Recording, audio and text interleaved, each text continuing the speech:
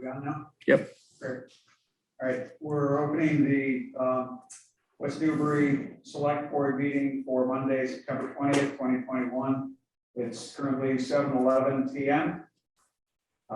This is the open session.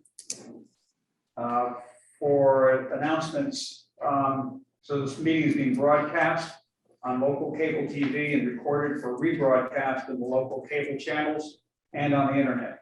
The meeting is also accessible by remote participation. The instructions are for a Zoom meeting. You can dial in by phone, 646-558-8656 with the meeting ID 892-3946-3780 and passcode 532926. And that meeting ID and passcode are obviously the same for coming in on the internet. Other announcements. The health department urges residents to take precautions after West Nile virus case was reported in Essex County. There is no West Nile virus detected or cases reported in West Newbury, but there has been one case reported in Essex County. So you're advised just to take precautions in general relative to mosquitoes. I guess we all get a lot of bites every year. This time of the year, for the last several years, we've seen cases, throughout Massachusetts, but every year they seem to trend a little bit farther north of West Nile virus, and there's always also the risk of Eastern equine encephalitis, also referred to as triple E, which is a even more serious disease. So cover up if you can with clothes and with typically with DEET, insect repellent. We have a sort of ongoing call for volunteers for three primary committees that are all short at this point in time or specifically need additional help. Are the Climate Change Resiliency Committee, the Finance Committee, and the Conservation Commission. I believe, let me see, the Historic Commission, I think, has room for additional members. The, can't recall which other committees currently have space, but there are plenty of places to serve if you'd like to. But the three that I named at the outset, the FinCom, the CONCOM, and the Climate Change Resiliency Committee are all currently short members. If you'd like to subscribe for email announcements from the town, you can go to www.wnewbury.org/subscribe and sign up. There are a number of different announcements you can sign up for from different boards and committees or for town information overall. So our first item on the agenda is a request for special permit for the Harborside Half Marathon by Logo Sports that begins in Newburyport. Okay, so a special event permit. It went through the normal review process. The only requested condition was a suggestion from, or I should say, kind of directive or request from Chief Duran that there be a police detail stationed. That was a garden and middle, I think. That's right. Yeah. Yeah. Okay. But other than that, there were no objections to the special event permit for the road race on November 21st. Is this a fundraiser road race, or is it a for-profit corporation? It's a for-profit, so Local Sport, I'm pretty sure. That's not part of the application, is it? No. No. Yeah, no, we usually ask them. Yeah. Is there somebody participating from Local Sports? Yeah, Arlen Chaffee. Hi, how are you? Hi. Fine, thank you. I've presented to the board before. Loco is a for-profit entity, but we typically engage with local civic groups. We've relied on PAA in the past.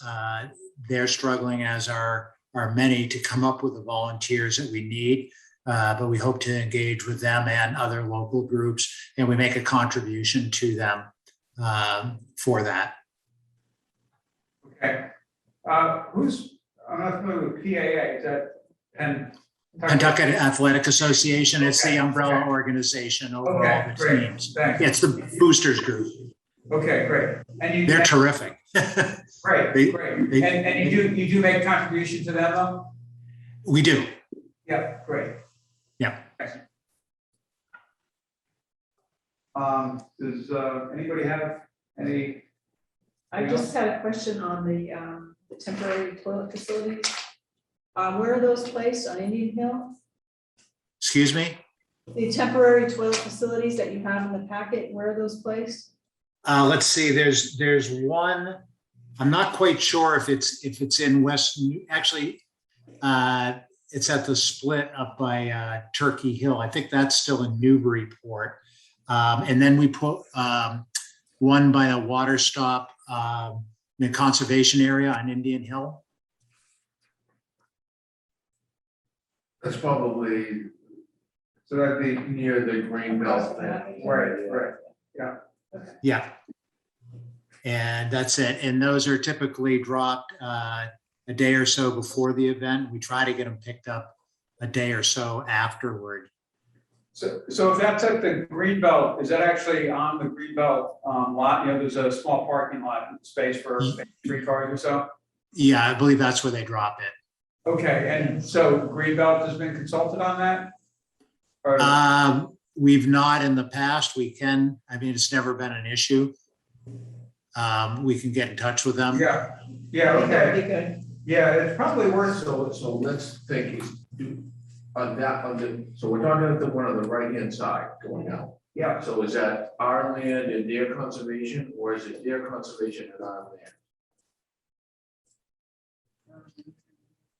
I can't recall. Because we built the parking lot and we maintain the parking lot. Okay, 'Cause That was my understanding. I And this called is Wayne about it a couple of, like last winter, the guardrail Yeah. had broken Okay. and Wayne fixed it, so. okay, all right, that's funny. I always assumed that, it's good that you know that, because I always assumed that was Greenbelt parking lot. I think it is a Greenbelt parking lot, but there's a written agreement that goes back, more than a decade that provides that the town will do like snow removal, like winter snow removal. Okay, But Well, as a courtesy, if you can just let them know, I think that would be appropriate. okay. And is there contact info on the web? Just in case, yeah. So be Dave Rimmer. well, yeah, Dave Rimmer, except Dave Rimmer's on sabbatical until release on November. So, I would reach out to the Greenbelt office, they're based down in Essex. And, they've got to be able to connect you with somebody there who, the person who would generally handle that, I think, is out for several weeks. But Mhm. there is somebody who was covering for him here at our last meeting. That's why Yeah, it was. yeah. So there is some coverage, for things like that. So Okay, I'm If happy. need be, it also goes into the right by my house, Oh, they can do it here. You're trying, yeah. No, I was gonna say that the triangle where Cherry Hill and Indian Hill is. Yeah. Is, Is that flat enough, you think? Mike Carbone is the backup for Dave Rimmer, Carbone. So I know, I would think he'd be the right contact person. so, At the- at the- Yeah. So Arlen, if you just want to, have you been the one communicating with Annie in my office with Annie? Correct. Yes. So yeah, I'll just have Annie send you Mike's contact. Perfect. And No I'm problem. happy to reach out to him. Like I said, it's not been an issue in the past, but as a courtesy, happy to do so. Okay. That might have been an oversight. I make a motion to approve the application for the Harborside Half Marathon on November 21st. It will be caveat that they contact Linda. Without using the parking lot, for parking the cooler. And- second. And Arlen, you got the requirement for the police detail from the chief? Yeah, Great. I usually, actually, we've had 3 officers in the past, and Sergeant Sena dealt with, managed the details. I don't know if he's still with the department, but Chief Durand, I have an email out to him as of a week ago for the traditional 3 details. One at Turkey Hill where it enters South Street, one where Indian Hill, heads on to Middle. It's that oblique Y intersection, and then all is at Garden and Middle.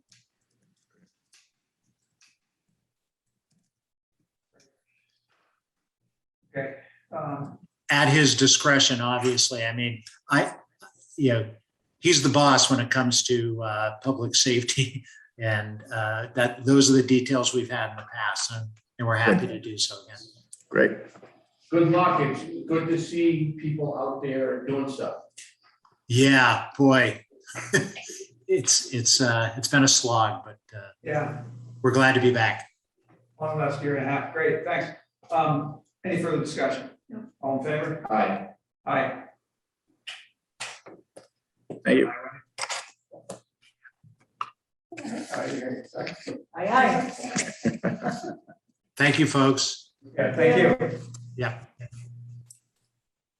Okay, and so we have a chapter 61A notice of intent to sell and right of first refusal for the property at 34 Ash Street. And I guess we received this originally probably In August. August Yeah, 17th. August 17th, okay. So, At 11:90. oh, good, okay, thanks, all right, there. Thank you. So just over a month ago, it was sent to all the West Newbury bodies of interest or parties of interest, and heard back from a couple. We heard something from the Concom, we heard from the planning board. The Board of Assessors had nothing to weigh in on. And I don't think we received a response from anybody else. No. Correct. And as far as I know, there's been no public response. I had. Okay, Selectboard email. okay. That being the case, this is, it's probably had enough time for anybody to respond, if there anybody of the public who's going to respond. And we have, it's an existing Form A lot, the lot that's already been laid out as a Form A lot right on Ash Street. Does anybody have any comments on it? Well, my thought is that we should, define to exercise our right of first refusal. I agree, and I just think we should, just so that the public understands this, the size, this is 2.7 acres. And right on Ash Street. Yeah. It's non-wooded. Yeah, it's an open lot. It was previously probably Christmas trees. In fact, it may have straggler Christmas trees on it right now. That's where the Archibalds get their tree, because it's the part that has all the 20 footers. Oh, the And bargain so tree. I'm the only one that goes over there. One other person and I go over there. You have 20 foot ceiling? We do, Okay. and so I have a block and tackle to get the tree out. It's a project. Yeah. Get you. So I'm gonna miss those. So if anybody has any questions, it's Sandy Birkenbush here. I'm the listing agent. We hopefully can close by the end of the month, which was what we were trying to do. But if you have any questions for me, please feel free to reach out. What are you doing with Archie's 20-foot Christmas tree this year? Archie, I'll make sure you get a tree. I don't know after this year, but, you know, trust me, I'll get you a tree. You're gonna sell them off to everybody. Okay, well, I would move that the town decline to exercise its right of first refusal on the property on the lot 34 Ash Street. Second. All in favor? Aye. Okay, so Sandy and anyone else on the meeting who's listening. So procedurally, the next thing is we'll draw up the formal notice of non-exercise. And so we'll draw that up tomorrow. We'll send the board members a note when it's ready for signature. So assuming you guys can all get in sometime later this week, you know, once we have all the signatures, we would notify, I think the attorney is Mark, who we've been working with. So Yep, Mark Griffin. yeah. Good evening. I'm actually standing in for him this evening. Oh, great. All right, so that's the process from here. We'll work to get that signed sometime by the end of this week. Excellent. Do you think that that's going to be possible for a next week closing if it's done this week? I think that's a question for the attorney. Philip?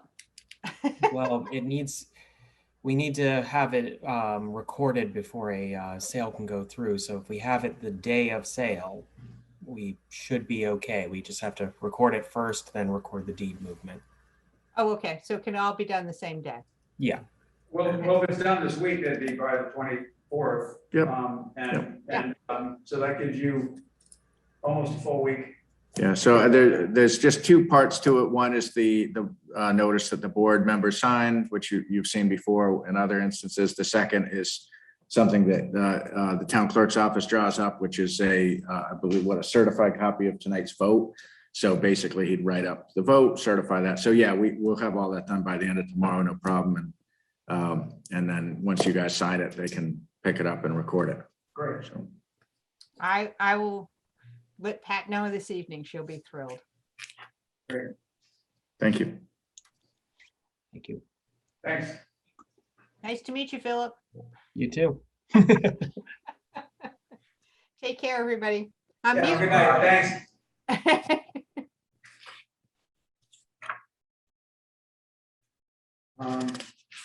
Okay, and so next we have the discussion of parking options for the Coffin Street property that was the town acquired some interest in the form of conservation easements back at the annual town meeting.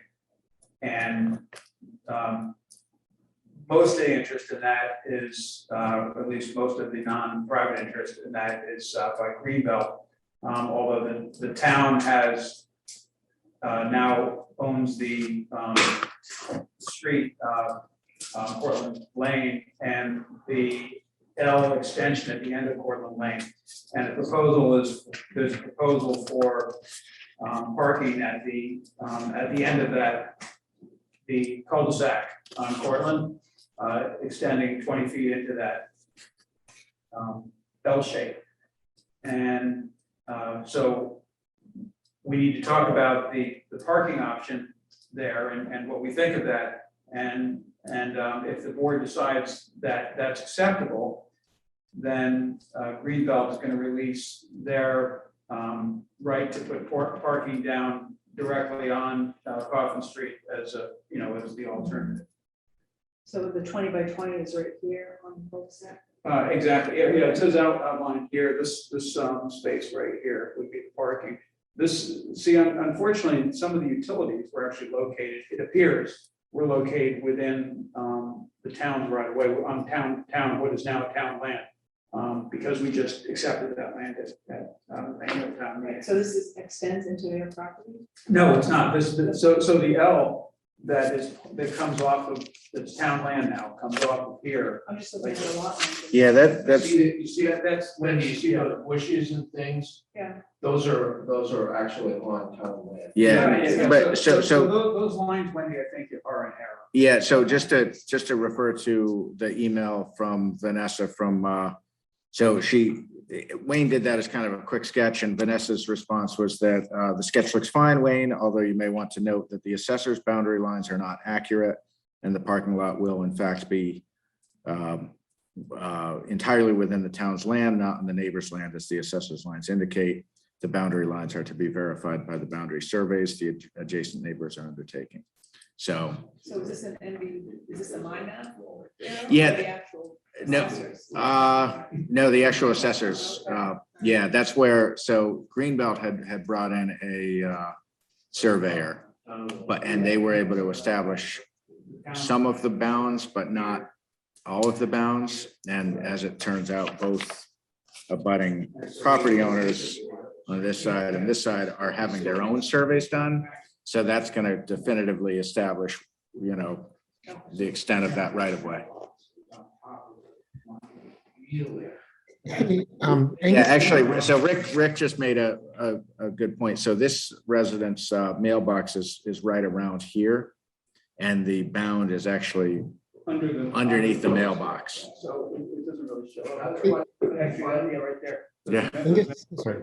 And he believes that, so this was purchased, the owner of this bought it this year. And he's pretty confident that the bound is actually right underneath, smack dab in the center of the mailbox. That's good news of this person. Right, well, they now You do understand have, what's going on. so there's a resident looking to chip in. Sure, hi. Hey, guys, this is Albert and Nancy's husband. We are direct abutters to that L-shaped stub for Cortland. And we Yeah. haven't seen how the parking lot is going to work, but I just was going to ask, is it on the actual L-shaped stub, or is it off of the road itself, the paper road? It's off of the road itself, Albert. So it's, there's a big cul-de-sac at the end of Cortland. Yep. And it's directly off of the cul-de-sac. So it isn't, you don't go out the L and take a bend and that's where the parking is. It's actually directly fronting onto the proposal is direct. Oh, we lost. No, we didn't. Okay. No. Yeah, Yes, the that's- parking is, oh yeah, you can show the image. Yeah. So in a second, Albert, you'll see the image Okay. of what it's gonna look like. There we go. Thank you. It's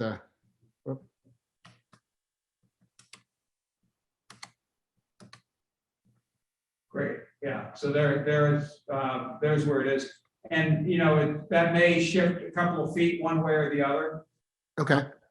but it's directly off of the cul-de-sac. Okay.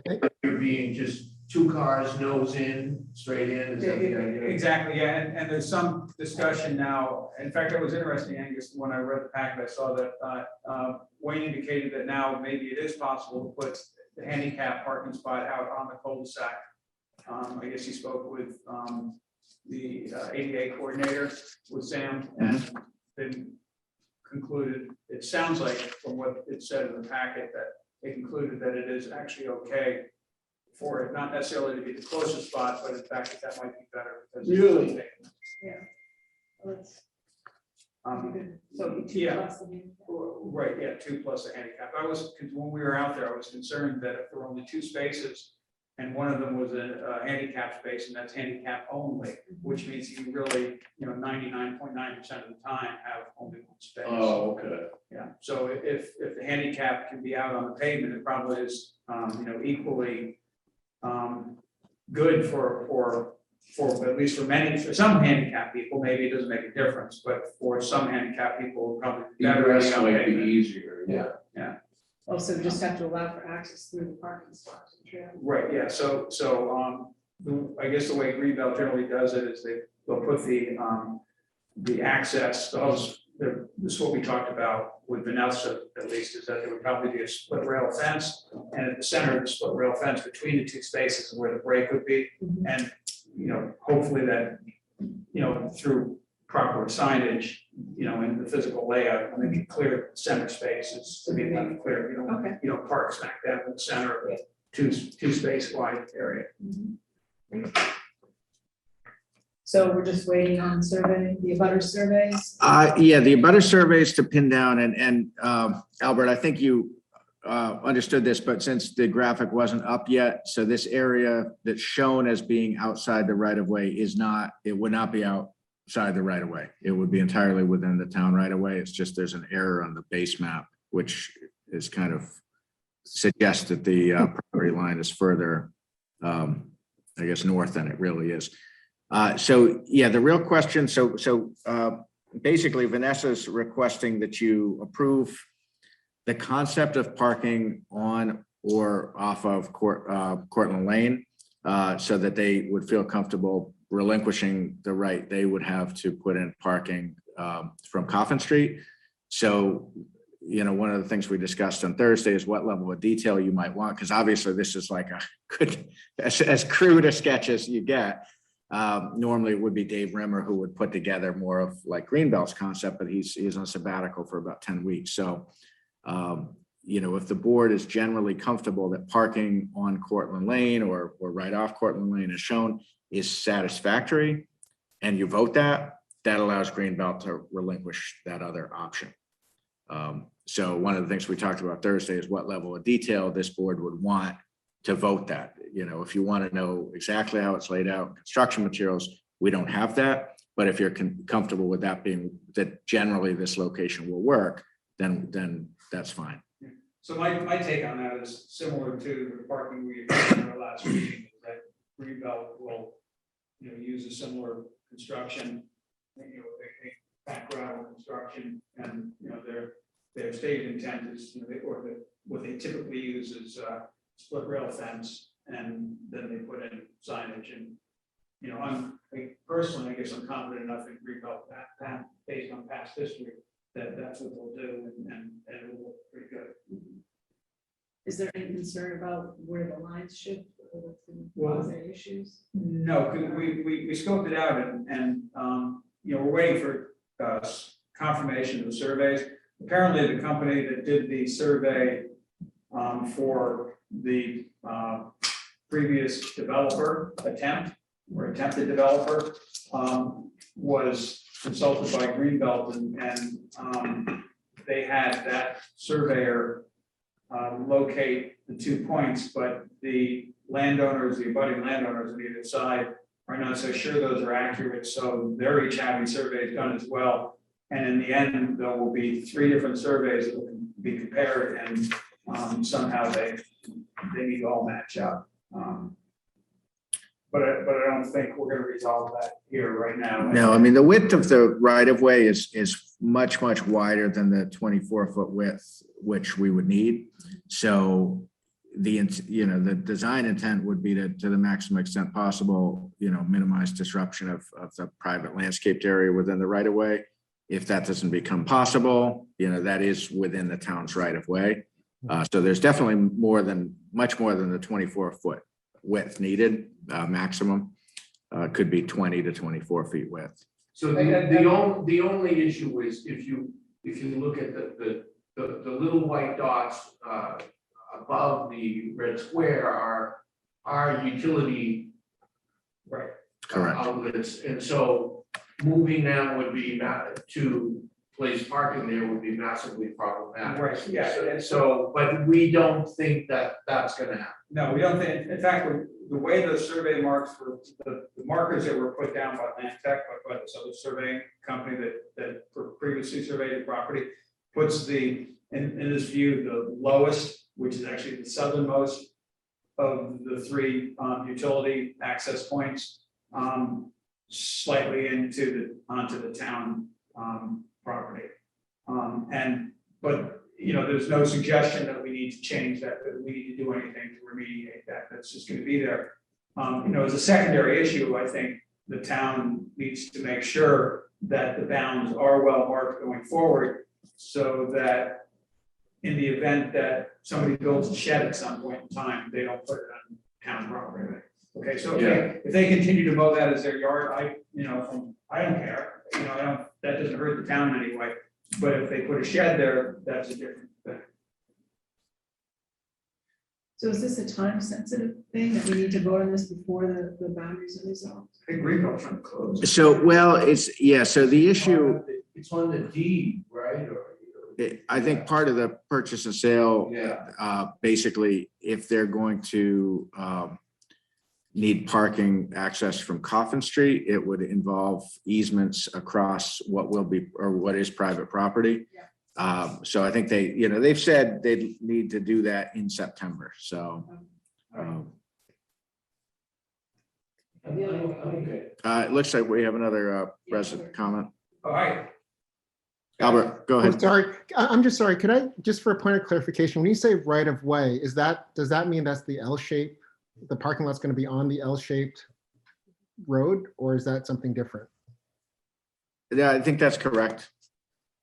Because I guess my concern is that L-shaped stub gives us frontage to a paper road on our property. So if you put the parking lot in the middle of that, then that knocks out our frontage on a paper road. Okay. Yeah, I don't,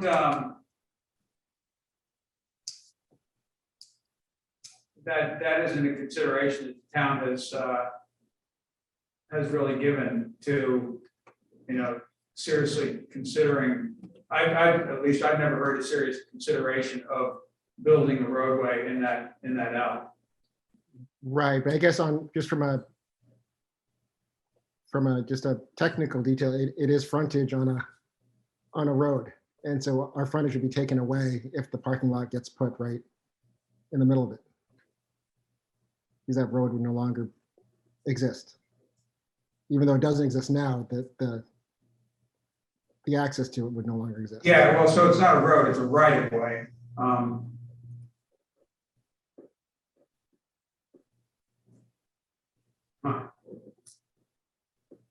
not sure I understand this question.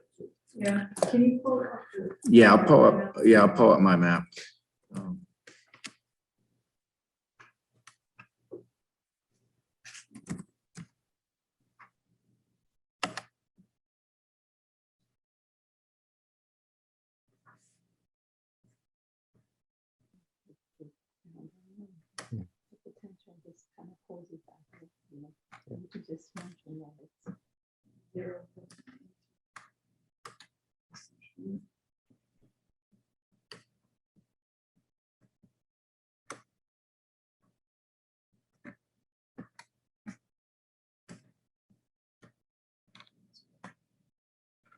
All right, now let me make sure I'm sharing this screen.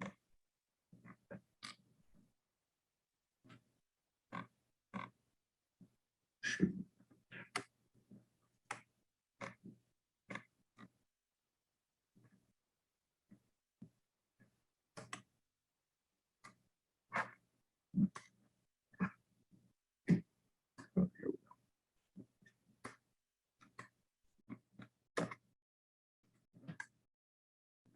Okay, that should be better. Albert, you can see that? Yes, I can. Thank you. Okay. Right. So we are R24-8.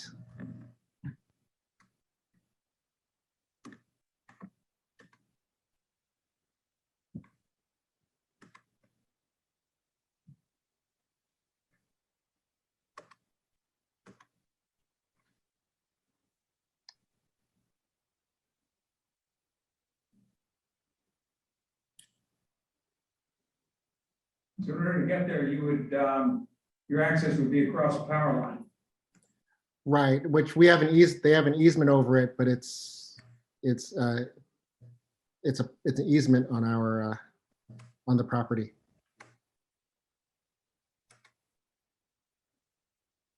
And so one of the concerns was just it was another access point to our property. That was really the thought. And the other thought was that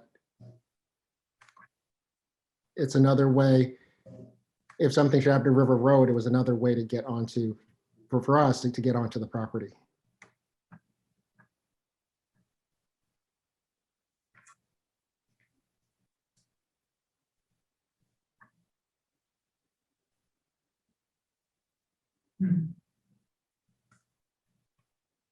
Must be possible. So really, the only option would be to have the cars pull all the way into the out down below there. Well, I guess if they ever decided to to petition the town to build out that road, that the parking could be moved to the, to the left, the lower part of the L, the longer leg of the L. Yeah, so and I may have misunderstood this, when we had our just conversations with Greenbelt when this was all happening, my understanding was that people would walk in on that L, and then the parking, it would be at the corner of R23. What is it, 12? I thought it was going to be more R23, 12. I didn't realize that it was going to be right at the entrance, right at the entrance of the right of way. Yeah, well, that's the least obtrusive, that's the least construction, the least. It's uneven there, and there would have to be a lot of tree cutting and fill to make the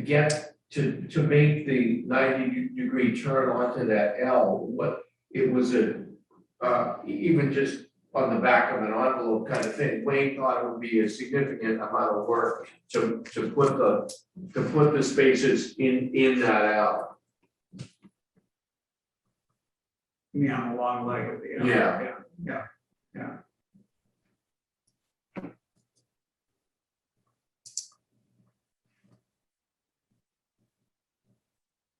You can see it's all wood. Yeah. I mean, I suppose that's something that could be done in the future, but I don't think the town wants to build. I know I wouldn't be supportive of building a roadway right now into that L. But, Right, and I don't think we're not asking a road to be built in the alley. Just that if the parking lot's put there, we lose that access. Yeah, right. Well, so Albert, that access would have to be built, and if it ever got to that point, then moving the parking lot, 100 feet could and probably would be part of that, and would be, in the grand scheme of things, building out that 200 feet or so of roadway would be a trivial part of the overall job, moving a gravel parking lot. Yeah, I guess I'm just personally, I'm just concerned by just losing, I guess, access on a right of way, the frontage. I don't know what. Well, I mean, it seems to me that the point is that there would be pretty significant changes anyway in order to build out, to create access through there. And if that was going on anyway, then the parking lot would be moving the parking lot would be a minor part of that job. Okay. So a parking lot can be built on right of ways. That is something that. Oh yeah, and it's town-owned right of way, and the town can do what it chooses to do with the land, in order to get the most public benefit.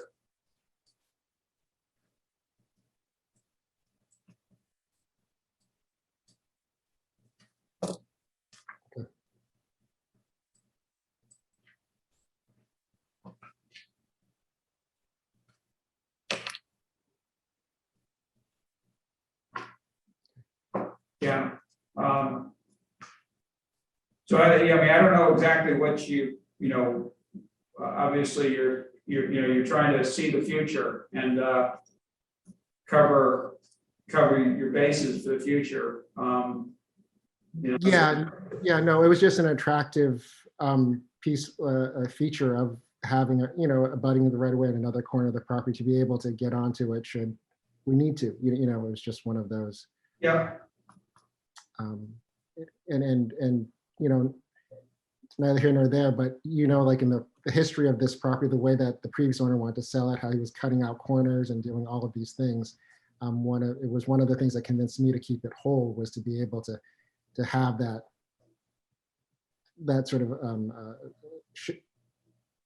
what do you call it, that a buttress, I don't know, to the right of way, that. And so so it didn't, it just never occurred to me that there would be a parking lot put right in front of it. So, Okay, yeah, no, that was discussed back when the property was being looked at last winter and last spring. I did, yeah, and I did speak with, if you remember the first version of the Greenbelt property, that L shape was considered part of the conservation restriction. And so we actually had to take a look at that twice, to a second chance that was a right of way that wasn't part of that the right of way wasn't part of the actual conservation restriction.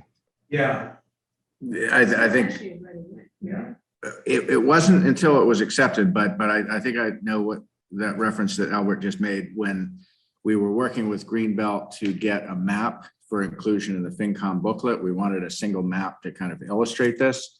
And the initial map that they provided actually showed that L as being part of the CR. And so I flagged that and I said, Vanessa, that's not correct. And she did a revised map. So maybe Albert, you might have seen Yeah. that same map. Yeah. Let's see.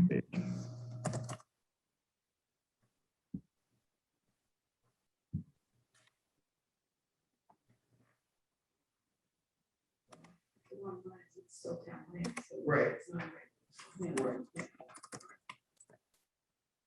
So I'm just pulling up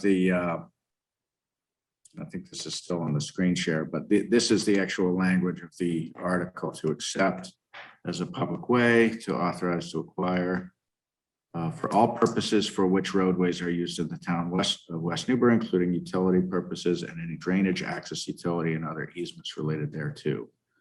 So that was the purpose for which it was acquired. And actually, toward the end of this booklet, we included the survey plan, or the street acceptance plan. And actually, yeah, you can see actually pretty clearly, I mean, somewhat clearly, how different this right of way is to what's shown on the assessors map. You see it, the southern line is much, yeah. So that's the paper roadway you're referring to, Albert? Yeah, that L shape at the very bottom. Yeah, I'm so sorry. Yeah, it's it's my fault for misunderstanding. I'd seen this in the town booklet as well, and I just said, "Oh, look, the road is there. That's great. You know, we have access." And it didn't. It just didn't all Yeah, click it looks in like that. It's just an extension of the cul-de-sac. Like the Right. road. Right. So it just didn't click in. I guess for me that it meant that. yeah. I mean, if you wanted to, hold off, we could ask the question of council of whether the construction of parking in this location would, how, if at all, would that affect the rights of anybody, any other owner with frontage on this right of way?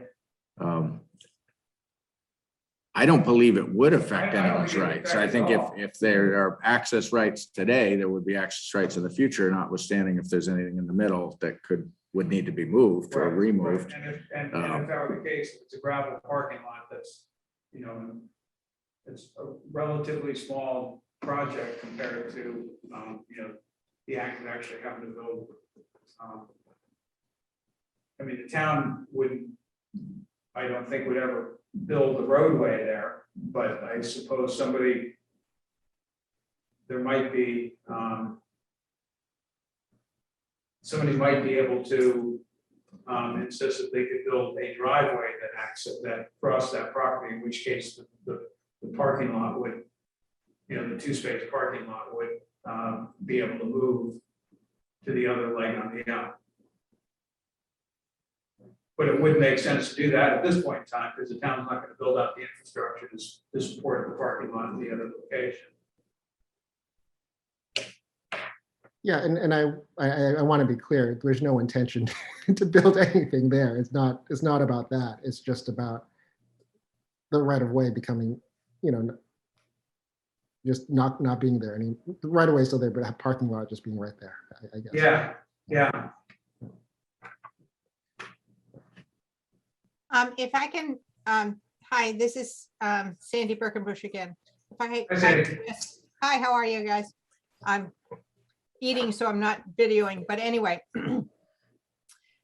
I was an associate member for a very brief time in the 90s on the planning board, and there was always a right of way that would be lead to large parcels. This has been done on Chestnuts. You know, call Bert Knowles, he'll tell you all the streets it's been done on. But anyway, it's been done on a number of streets, and the idea was that you couldn't block off large parcels of land by doing a subdivision. So that's kind of the piece that was that a lot of these things were put in place for, so that you had access. So when my father and grandparents did Chestnut Hill in Chestnut Hill Street, the access, there was an access piece that went to Twig Rush, so that then that could be developed. So part of that, this history is that the access is there, the right of ways are there, so that the further development could be done.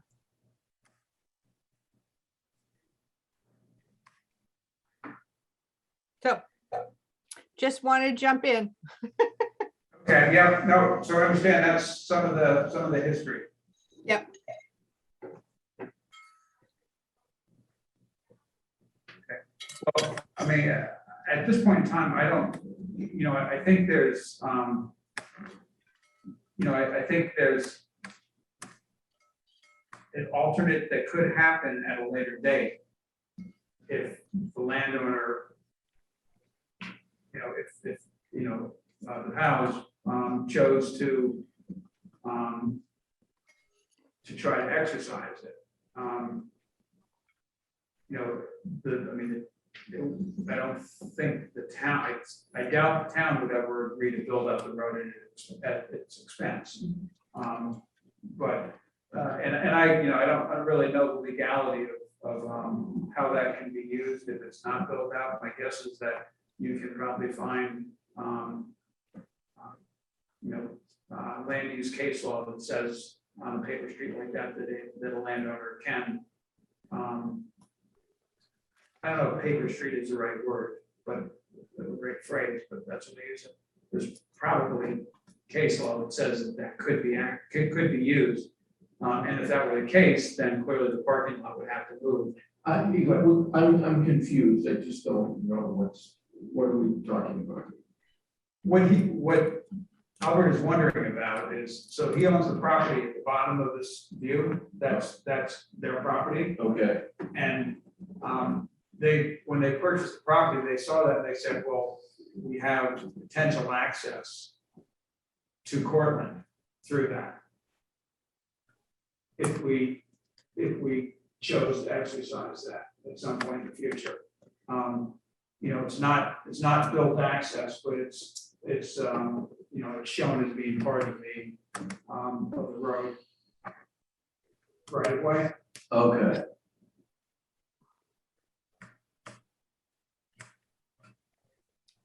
But to do that would require, you know, building out 150 or 200 foot section of roadway from the cul-de-sac on Cortland out to their property.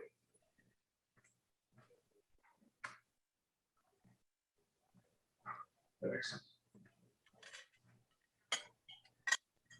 Okay, so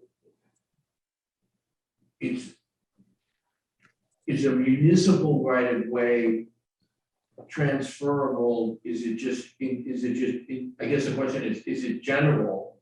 So then it's a right of way potentially for anybody, or is it only a right of way For somebody for the municipality? Well, no, I think it's, you know, I'm not gonna pretend to be a land use attorney, but I kind of recall back in the, you know, 20 years ago, when on the planning board, you know, there were courses, land use courses that we took, and I've seen people in the planning board still take time to time. I can't remember the name of the organization. CPTC, Okay, with the Sanford. Citizen Planner Training Collaborative. I was actually there. statewide coordinator for, Okay, all right. I was on their board for a And couple I years. actually kind of remember a case analogous, I don't remember it in detail, but I remember, one instance where there was a paper road and, and somebody wanted to build on. I'm not gonna pretend to be one, but, the point is that there may be a right to access through that in the future if somebody chose. By anybody. No, yeah. Yeah, sorry. Got it, okay. But that's a potential, Right. I think we have to make a decision. Yeah, I think that, I don't think that has to be It still carried. doesn't change my mind. Yeah. Okay, so, if you, have a definitive thought, I want to make a motion. Yeah, I'd be open to it. I'd make a motion to approve the potential creation of a 2-space parking lot off of the cul-de-sac on Portland Lane, including a handicap space on the cul-de-sac itself, to be undertaken after a definitive survey of the property lines have been carried out. And said parking lot to be, so is this going to be paid for by Greenbelt or the town? Wayne's even built it, right? I think it would, if those discussions are ongoing, Wayne has said, grading it, putting in the crushed stone. There was, I think, some filter fabric or something that he referred to that they could do. He was very clear they're not getting into building split rail fences.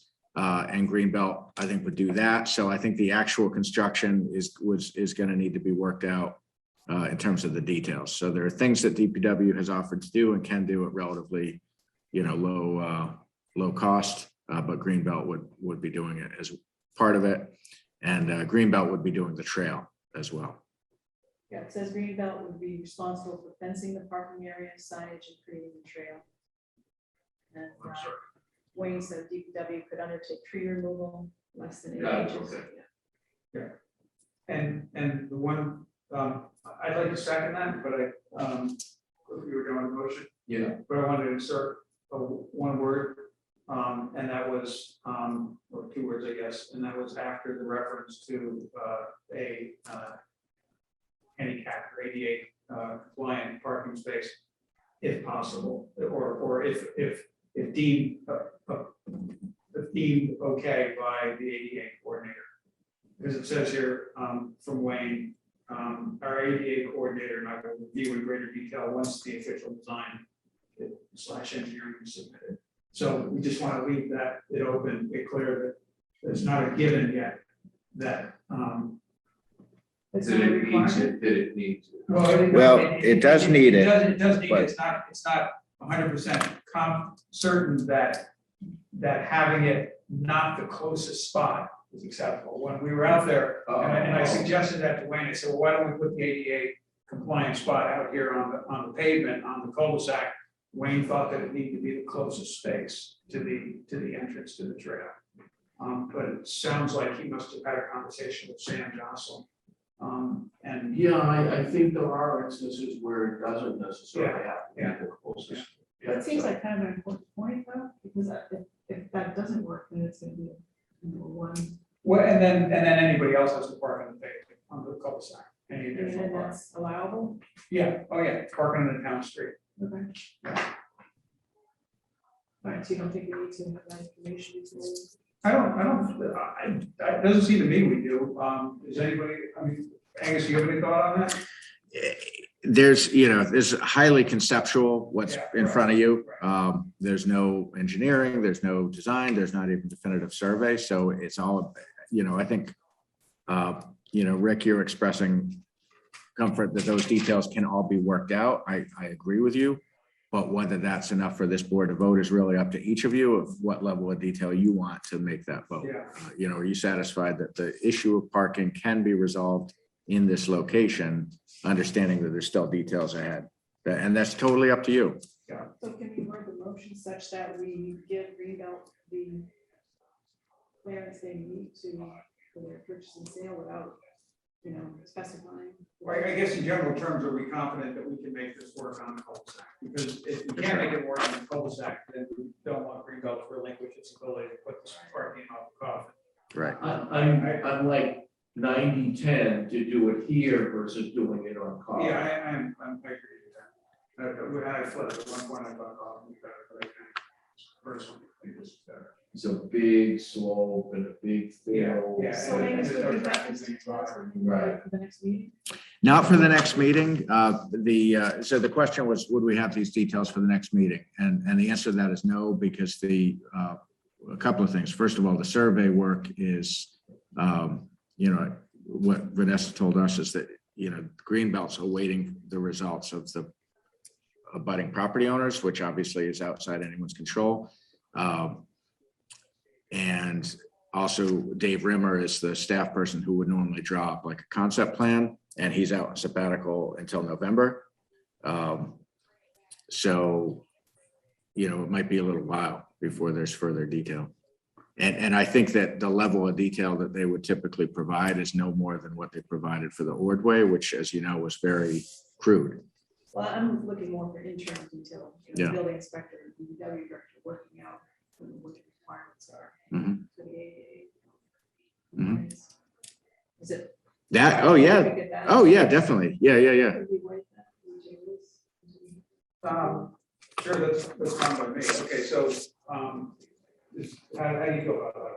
You made the motion, I seconded it, so. Well, I just think I think we can get it done there, and I just think that's by far the superior spot. That's good. No, I agree, I want to know for sure where the.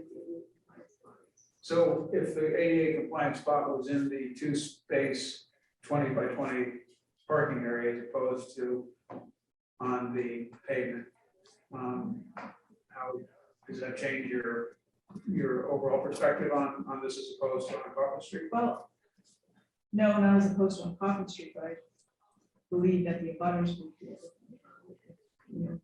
if one of the standard spots is on cul-de-sac, that's kind of more of an issue perhaps. Yeah, so 2 of the owners were there. Mhm. There is a 3rd owner on the cul-de-sac, and then of course there are other people farther down the street. But the people on the cul-de-sac are the ones that are most affected, and of course, in each case, there's probably 2 owners to each property, a couple. But we spoke with somebody from each of 2 houses who I went away, Angus, thinking that they were not concerned with a car being parked on the cul-de-sac. Is that correct? Yes, that's correct. And I did send them an email just with the Zoom link in case they wanted to board in tonight. And I don't want to speak for them, but I came away with the same impression. Yeah. That they would be comfortable with an on-street space. In fact, the director butter, John Neal, was pretty clear that he felt if the whole parking could be on street, he would favor that, I believe, to off street, although he was comfortable with the description that was given of the off street and the dimensions and the location, and the minimizing of tree cutting and those kinds of things that we talked about. Yeah. So could we just amend the motion to say that the preferences for the ADA compliant spot would be on the cul-de-sac? If allowable in there. Purchase motion.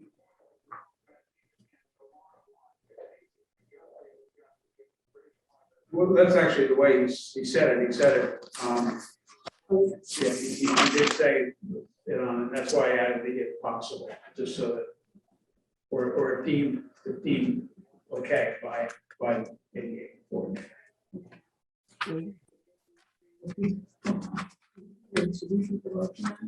The motion I had is to approve the potential creation of 2-space parking lot off Cortland Lane with one on-street handicap space if deemed compliant by ADA coordinator to be undertaken after definitive survey. And then that's where That's fine. Yeah. That was- Yeah, okay. Nice job on that, Angus. I couldn't remember what I said. I'm not sure that's what was said. No, that is. I'm pretty I'm confident. pretty sure I sound pretty good. Can I, Albert's got a, Hey, Albert. sorry, guys. Thank you for your time this evening. Would it be, I know you guys are still figuring stuff out and I'm fine. Would it be possible to check with just town council that by putting a parking lot on the right of way doesn't change the rights of the abutters at a later point in time? Is there any way just to check on that, or just so I have a definitive answer, I know what I'm getting myself into and what's happening? Yeah, Angus, I think we could probably talk with Ron Stein about that. Is that a? yeah, it was, yeah, yeah.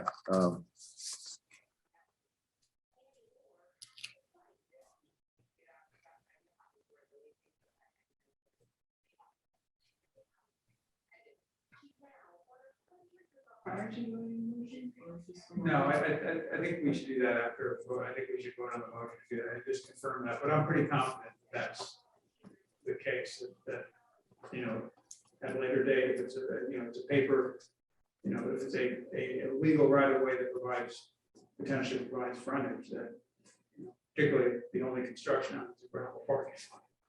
This is like there's other infrastructure.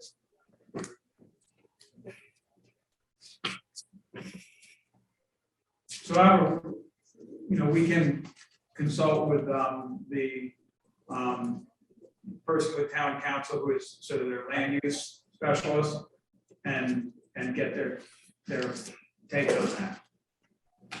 Thank you, guys. And I just want to say thank you for all you do. I really appreciate it. Thank you, guys. Okay, see you. Bye-bye. Well, we should vote. All in favor? Aye. Aye. All right, thanks. We'll have that background for next month or next week, 2 weeks, about the ADA issue. Great. My experience with that is it's kind of a judgment call.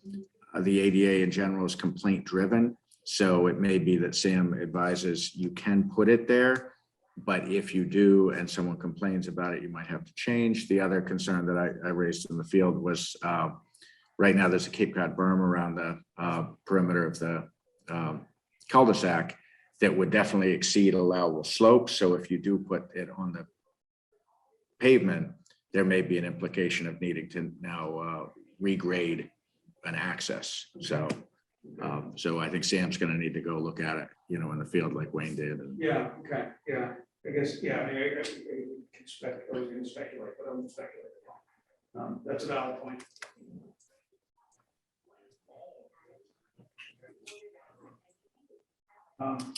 Boy, I thought that was going to be 3 minutes. So discussion of COVID protocols for town buildings included the library. I can give an update. There were 26 pages in here, and I wasn't sure where to go with this.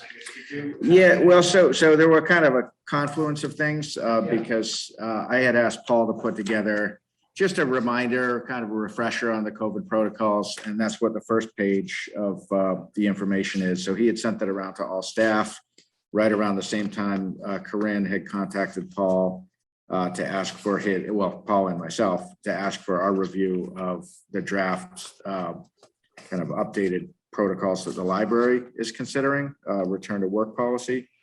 And then separate from all of that, Wendy had made me aware of the last section of your packet on the OSHA workplace safety regulations, which require coming up with a COVID control plan and having like a checklist self-evaluation that you're complying. So I agree, we need to do that. That's a requirement.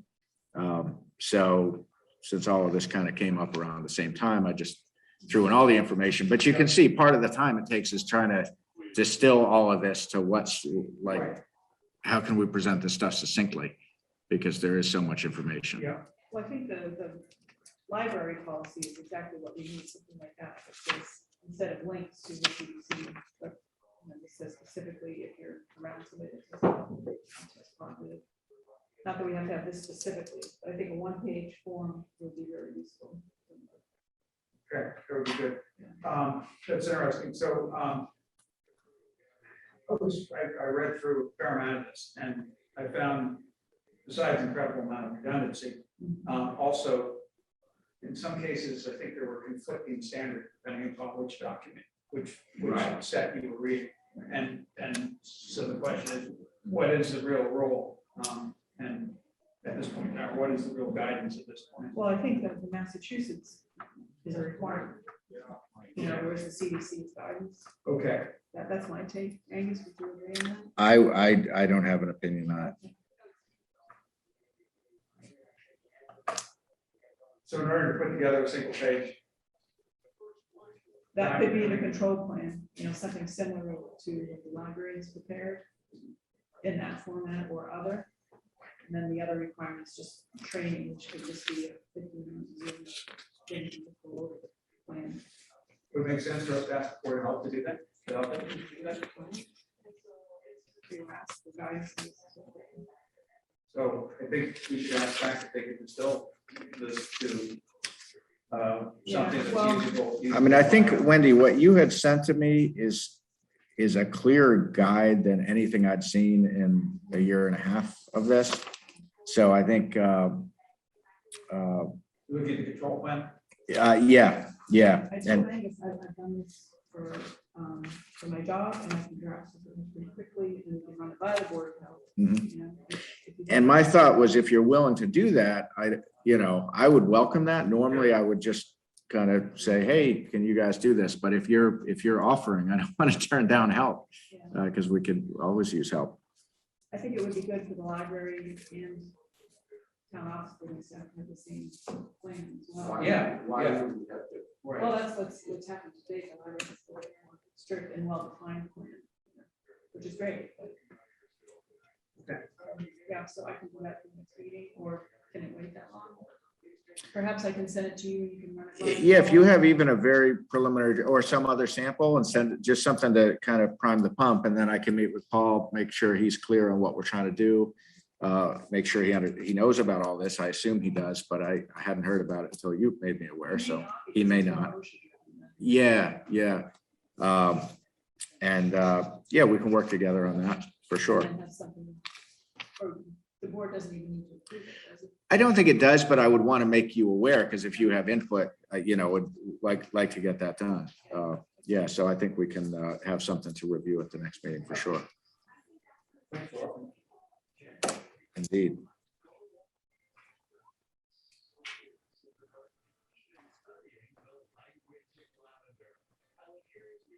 Okay. So now we have the next conundrum, the time and date and location for the fall special town meeting. So the plan was for fall special town meeting to be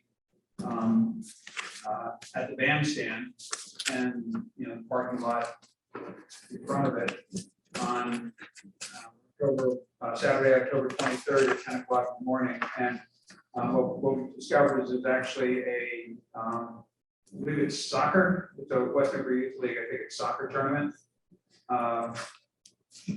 going on that day at that site that runs until early afternoon.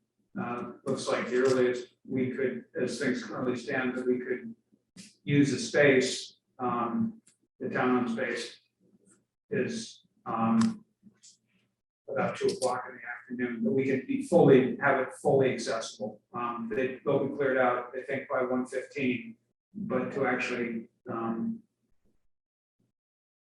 schedule a start of town meeting.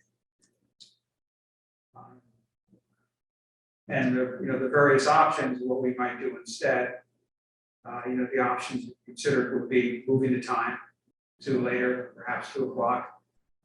Moving the date, one suggestion was Sunday, but we're expecting there will be issues with that date. Another would be to shift to Monday, which was possibly our backup anyway, in the event of rain, as an indoor meeting in the annex.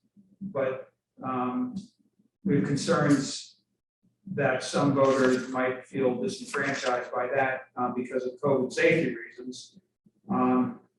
And then the final option outlined here that thought out would be to find a different venue. You know, possibly the field behind Patrol, but then we come into a whole new set of issues if we do that. So Angus, were you able to hear back from Park and Rec if they could move the tournament? No, they can't. I mean, it seems crazy that a soccer tournament outranks the town meeting, but just saying.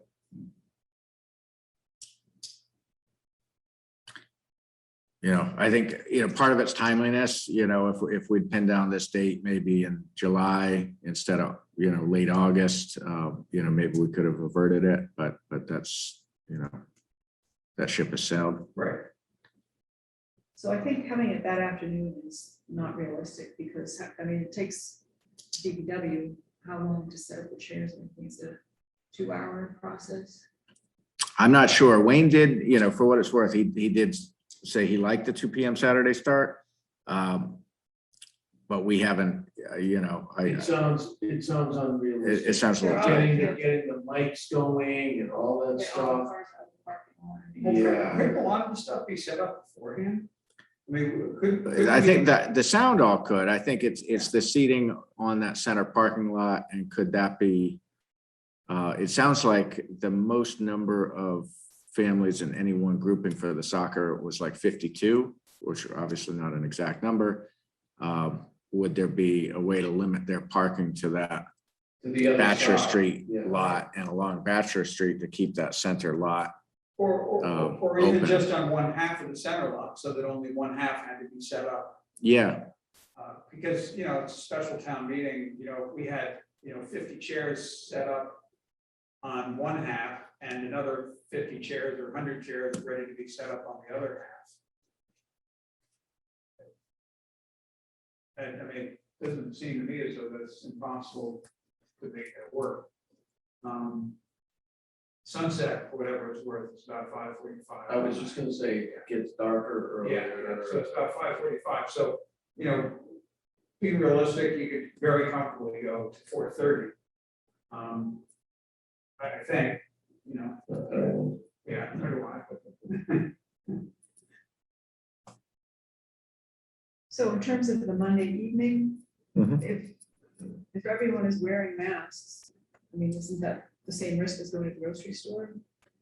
No, it's quite a bit different, because you're not, the grocery store, you're not stationary by people who, you don't know who's, I mean, none of us know who's infected. Presumably we're all vaccinated, but the difference at a grocery store is your encounters with people are brushing encounters. Mhm. Whereas, at a town meeting, you're potentially next to the same person for 2 hours. I mean, do you have a sense, Angus, if there's a contingent of people that would feel the situation? I really don't. I'm trying to be conservative, and if even one person asserted that, I think it would be a real problem for us.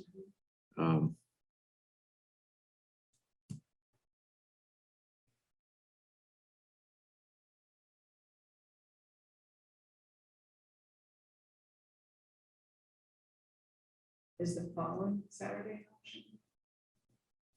Too far. I think so that's essentially the end. In fact, the next day is Halloween. Which could be snow or something. Exactly, right, it could be a nor'easter or.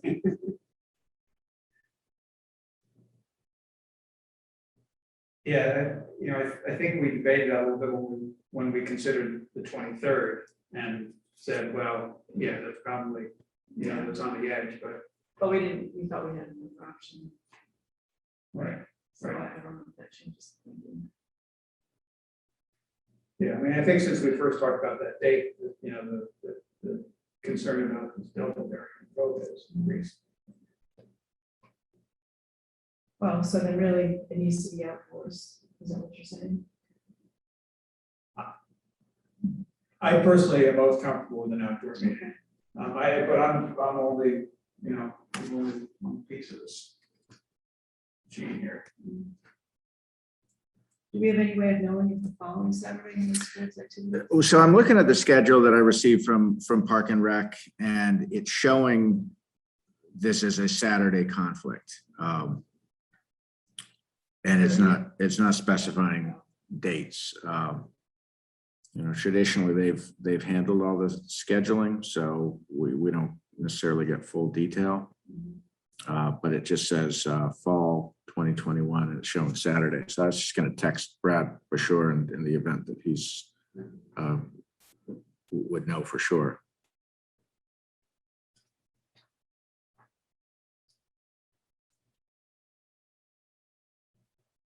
Should we move on to the next item? Yeah, well, that's a great idea. We'll Yeah. wait for the flying.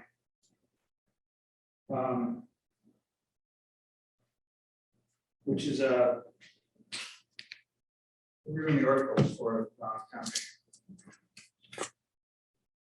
Okay, so you have a brief summary memo on page 76 of your packet that just outlines which articles the FinCom has already taken action on to favorably recommend.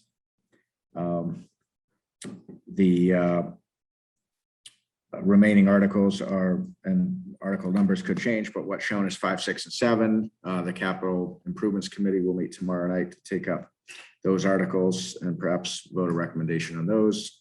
What's shown is 14 and 15, which is the floodplain bylaw and the stormwater bylaw. FinCom isn't going to take action on those because they're non-financial. What's shown as Article 3 is the transfer of free cash for tax rate, tax relief. And then the budget amendments, the only ones FinCom took up were those that had been already kind of reported out from this board. But we'll want to get your board's vote on each of these articles as to whether you recommend it, because you voted to put it on the warrant. And with some of those, it was very obvious, you know, your intent. But for the record, it would be good to have you review each of the articles and vote to recommend or not recommend.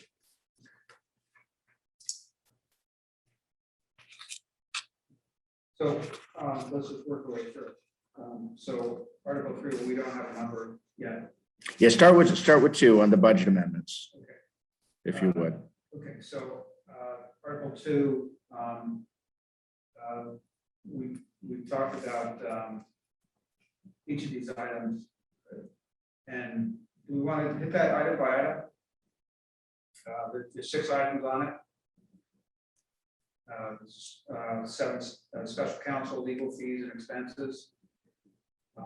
Town clerk, town council salary and wages, conservation commission salary and wages, expenses and vehicle allowance, planning board salary and wages, the Kentucky Regional School Assessment, and the Essex County Retirement Fund Regional Retirement Assessment.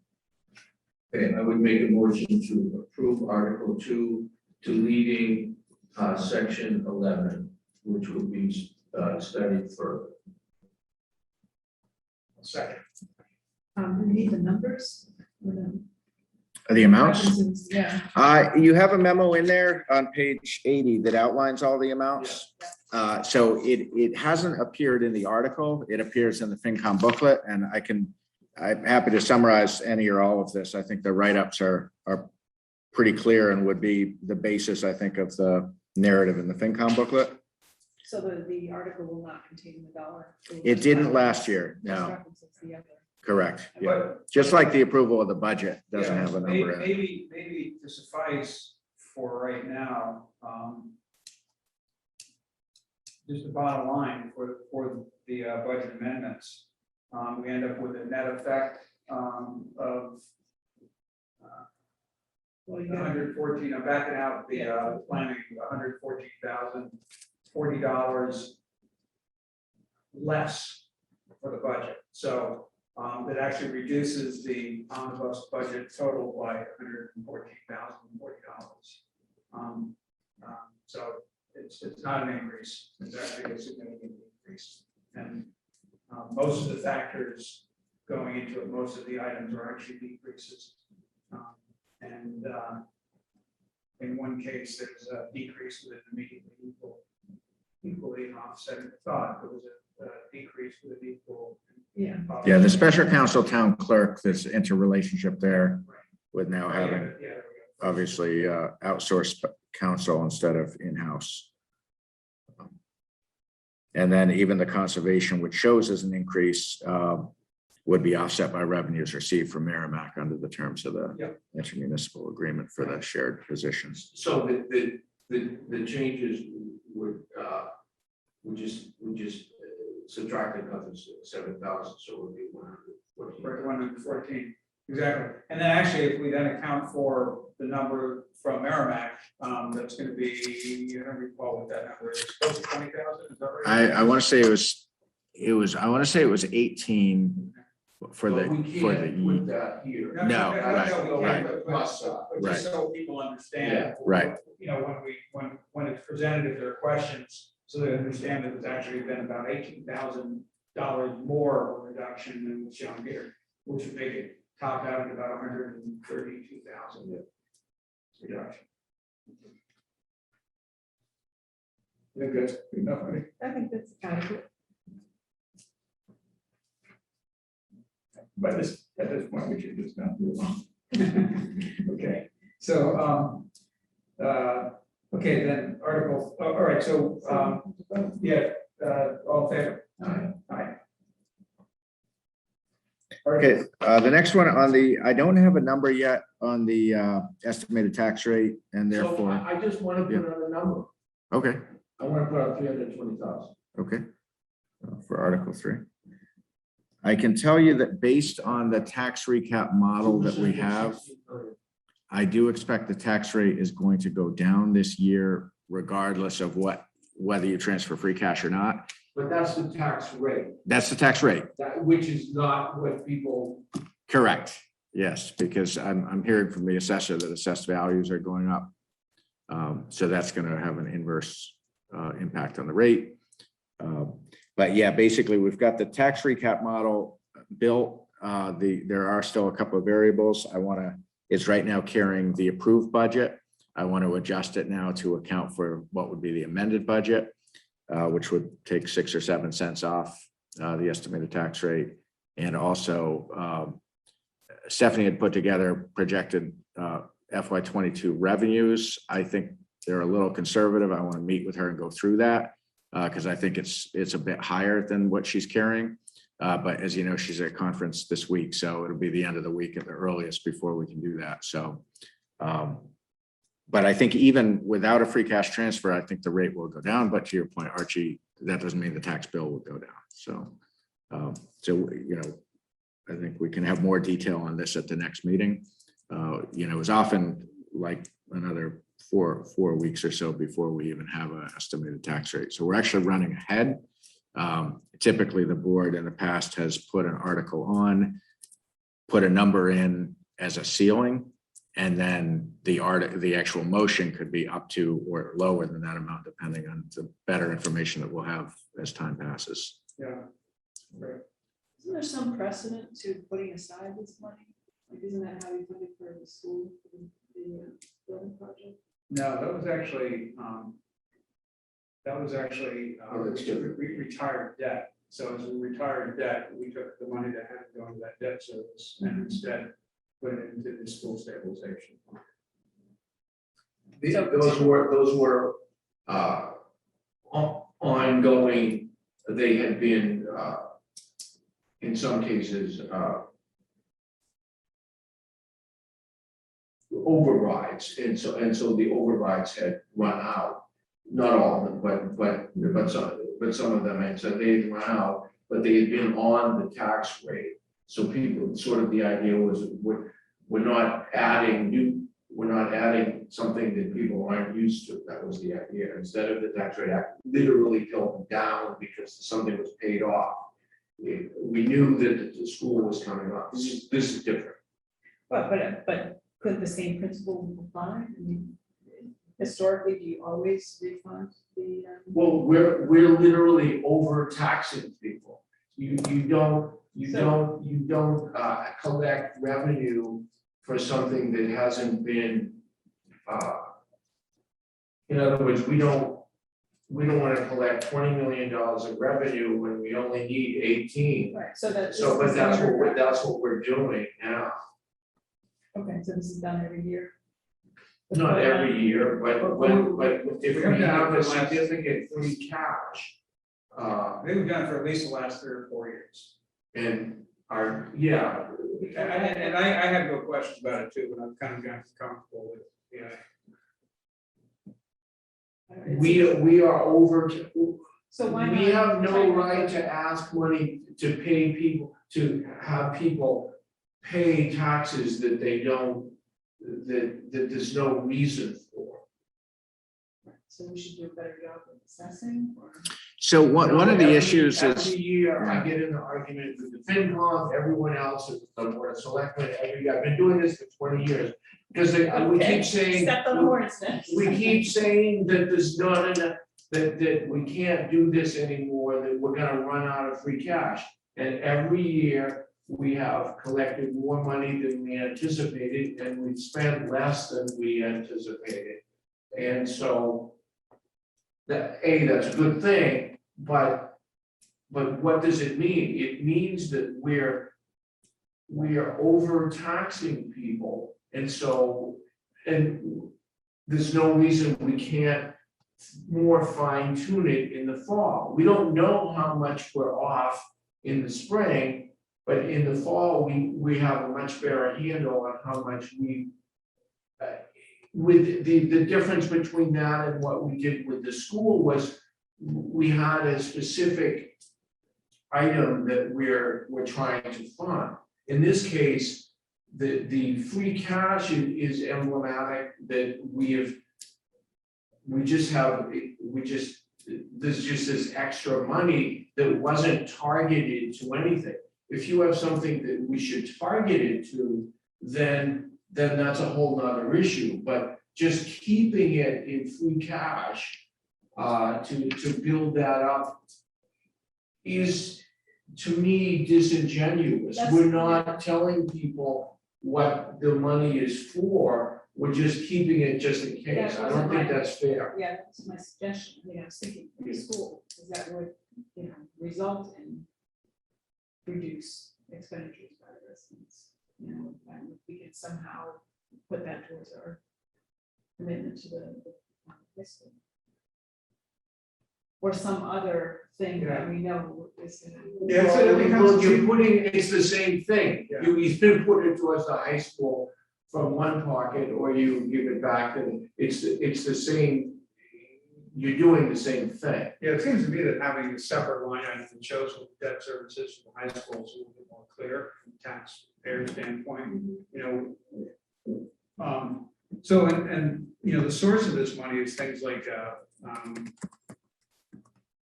let's see, historically, there's been, one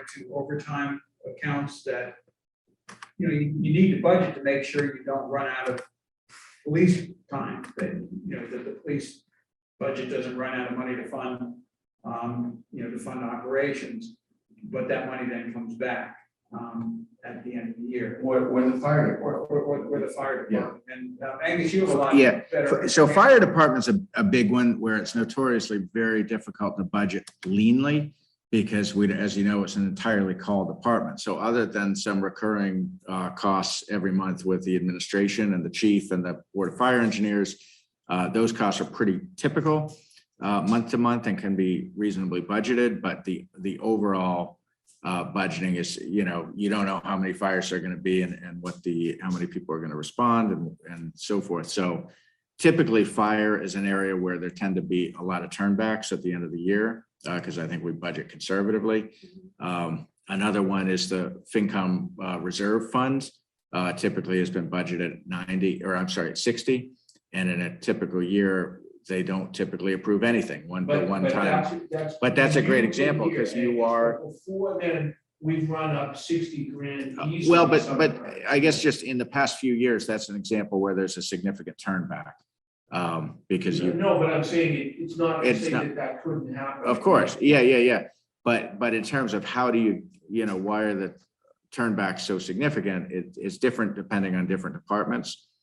So for instance, dispatch turned back pretty significant funds in FY21, partly because with the staffing turnover, they were covering more shifts with part-time employees who are paid at a lower wage than the full-time. So there's 100 variables. Another area where I think we budgeted conservatively, I think too conservatively, is the costs of disposal of recycling. The Board of Health has taken what was like the 12-month peak and assumed that would be the 12 months. And in fact, it fluctuates quite a bit, and sometimes it's much lower. So we've typically turned back a significant amount of money in solid waste and recycling where the actual costs have not been as much as what was budgeted. So there are some areas of the organization, most areas, where we can budget very leanly.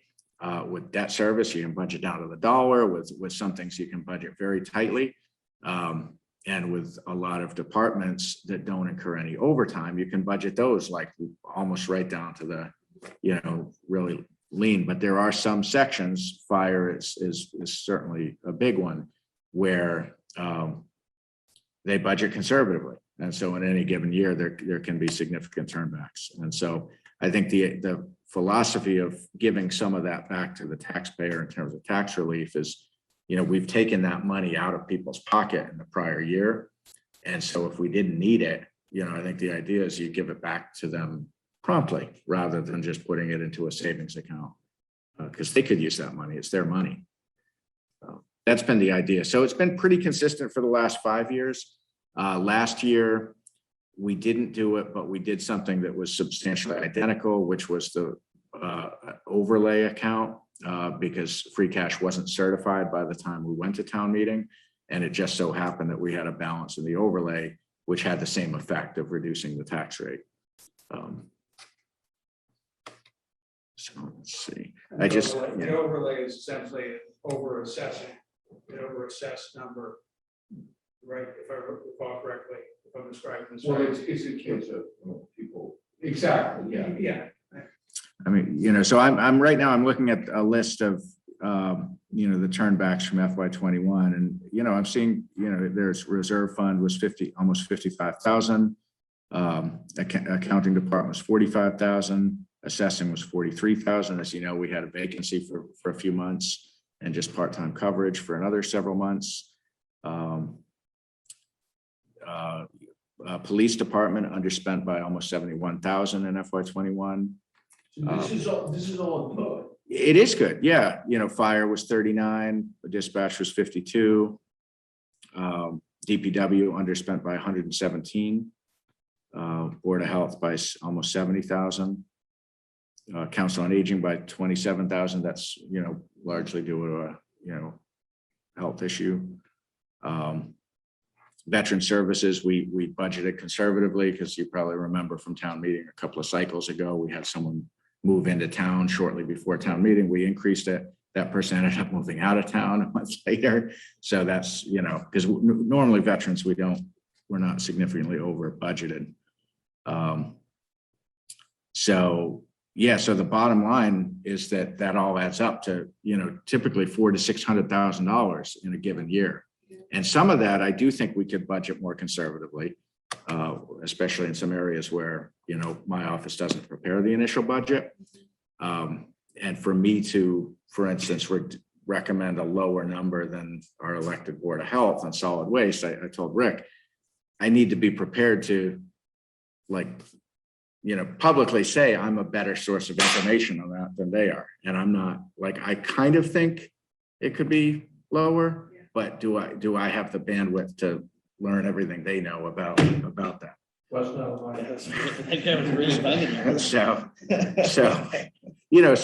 tend to be extremely deferential. If an elected board puts in a budget, I'm going to put that through.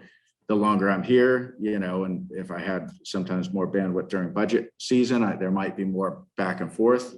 But the way things have gone is often I've kind of put that through. So anyway, there are some areas of over budgeting that I think could be tightened, but some of it's built into the thing. Like fire, you're always going to want to budget conservatively.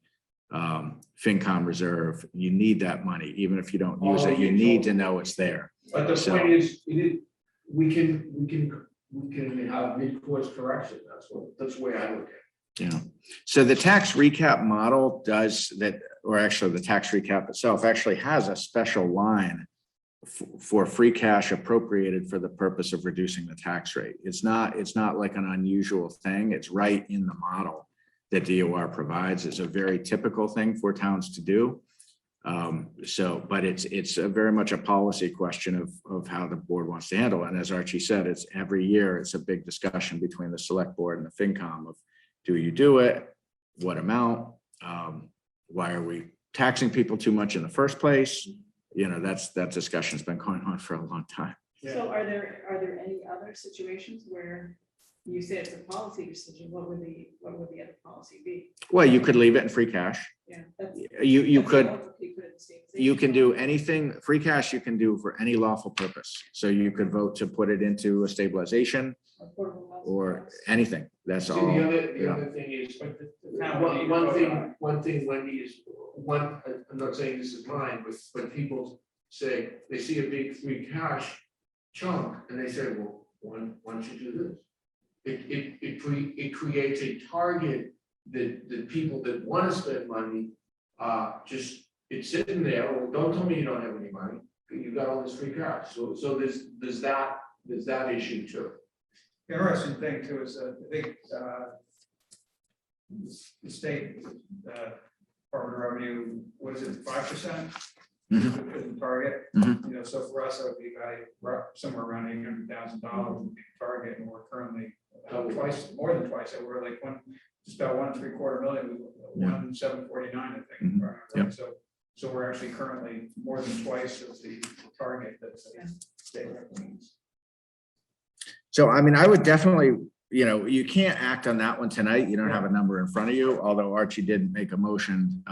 You could, I mean, you can do whatever you want, but you know, as the process goes forward, you know, Stephanie and I would provide you the tax recap model. Sometimes we've even had it, you know, editable where we can key in a different number and you can see pretty much what your tax rate is going to be. The assessed values are always have a asterisk because you don't know until they're certified. You don't know exactly what they're going to be, but they have a pretty good idea. The big variables are assessed values, non-tax revenues. Everything else is known. It's the approved budget. It's any approved, you know, expenditures out of raise and appropriate. So things like free cash funded things at the Springtown meeting, those don't even factor into the math. It's all basically about your operating budget, your non-tax revenues, and your assessed values. You know, I think we're done with that particular discussion. That's good. But something that occurred to me, David, I think would be interesting, if just as we had a standard, you know, 2-inch set of every packet that included a set of specific metrics, like free cash, you know, certified free cash over, say, the last 4 or 5 years. And, you know, which are easy numbers to get. I mean, I guess you probably. We have that. But what I'm saying is in the packet, so that, because sometimes I'll be reading the packet and I'll wonder about something, and then I have to try to dig it out. And if it was in the packet, and, you know, the other, say, the CPA funds, you know, whatever CPA fund balances. You know, there's a certain set of metrics that we see, you know, every year we come back to them a dozen or 15 times and we ask about them. And if they were just, you know, 1 inches or 2 inches of page as a standard part of the packet, personally, I would find that to be something I'd refer to. They kind of do that, you know what the changes are going to be. The FinCom booklet includes all of what you've just talked Yeah, about. Right, And Talking about the- yeah, just in a packet. In our meeting. Right, in a meeting packet. so here, I'm looking at the FinCom booklet from 2 Junes ago. See And this has your, and let me do a screen share just so those watching from home can see what we're looking at here.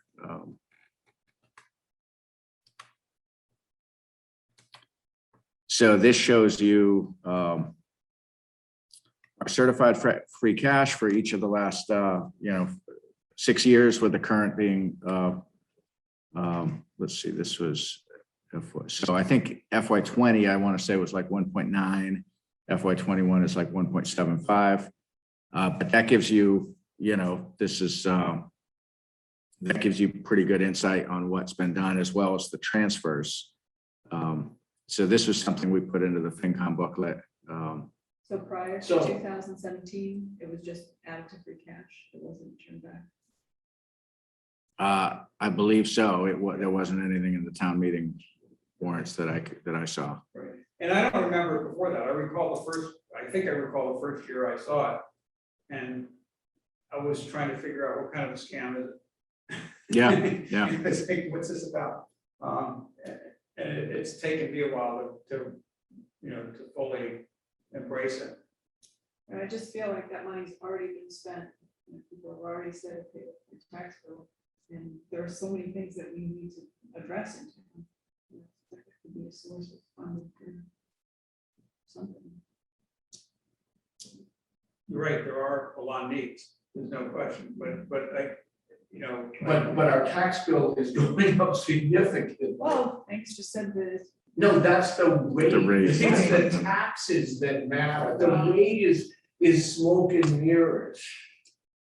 Is it really smoke and mirrors? There are Because definitely if your times, assessment yeah, goes up right. 10%, That's and right. your rate goes down, you think, oh, I'm doing better. No, you're not. the end budget, including all the articles, what really matters. It's how much we spend and how much is the actual spending, and the spending has gone up more than we wanted. That we know that. Last year's, the amount that we budgeted was higher than what we wanted to spend, but we did. But we can improve on that. See, I disagree. I think we told people that we needed this much money, and when we actually didn't. That I think they are entitled to, it's only the town's money if we appropriate it for something that we needed it for. Just hiding it away in the piggy bank is not acceptable. Are there other opinions? Like does FinCom agree? Oh, they would be, they want very low free cash. So there are other opinions in terms of how to manage the situation. Absolutely.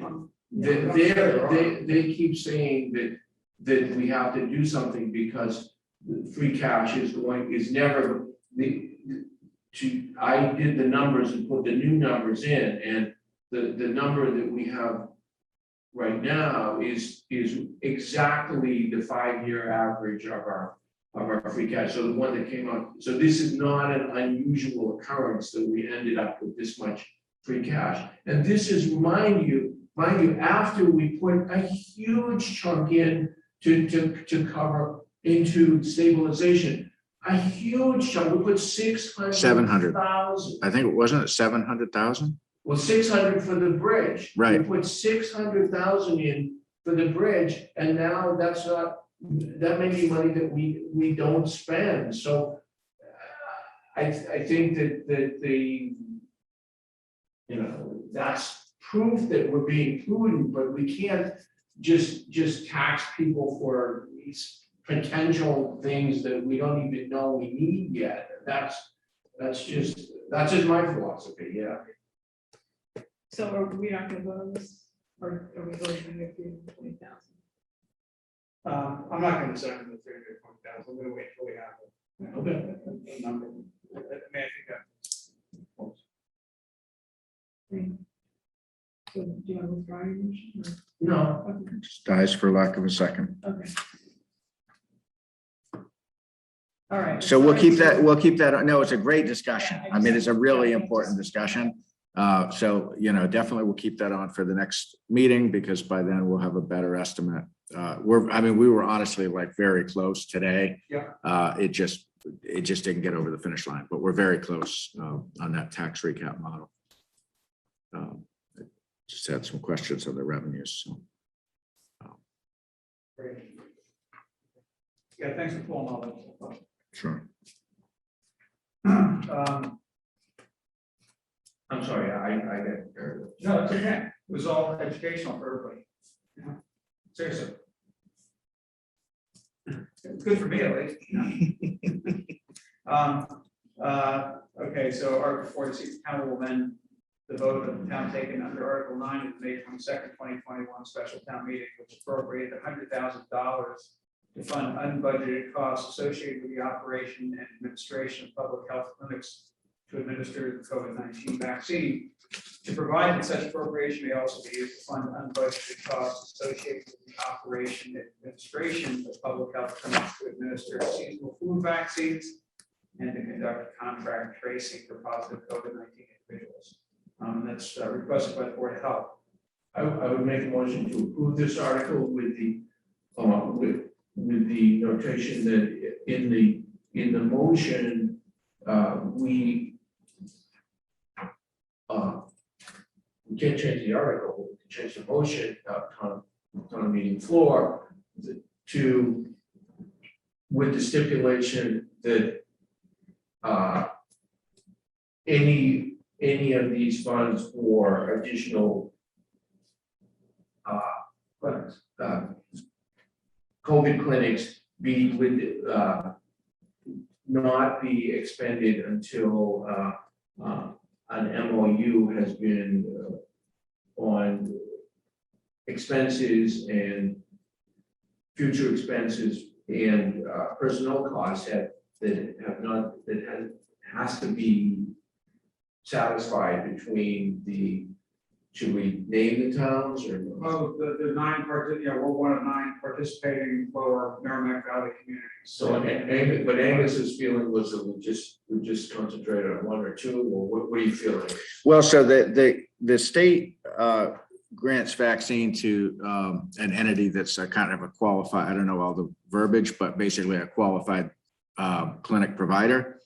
Newburyport is that, Amesbury is that. They have like numbers in the system that when the vaccine is given, it's linked to them, linked to their communities. We don't have such a number. So when we participate in a regional clinic, it's under the auspices of either Amesbury or Newburyport. So any insurance reimbursement goes to them because it's assigned with their number. Right. So, I think the idea you're getting at is that if we're going to incur costs locally in support of a regional clinic, if I heard you correctly, there needs to be a written agreement in place prior to the, before expenses are incurred, whether that's, equipment or personnel. That was my understanding, what you said. Right. So should we And- use and- for No, do we want to delineate? So going, That's all I'm saying. I think MOU in place with maybe with the host community, maybe, I'm not sure is, but just in terms of kind of going, just to recap, going backwards, the first couple of clinics last winter, late winter, were under the umbrella of Newburyport. Those were the ones that were really dedicated for first responders. Then once the clinics began to be more available to everybody, those were all under Amesbury. So at the very beginning, they were under Newburyport's. From then on, it's all been Amesbury. But I don't know going forward from here. I would expect it would all be Amesbury, but I don't know that. So I think an MOU in place with the host community or with the. And the reason for that, though, is that because at the moment, from the clinics that were done last winter and spring, I guess they ended early summer. West Newbury is currently holding the bag for something getting close to $50,000, and from one of those communities. And we clearly need to recover those funds so that the West Newbury taxpayers will end up paying for it. And that's been a struggle despite huge efforts by our department. Yeah, so we don't need to put that in that's just a rationale. Yeah. Yeah.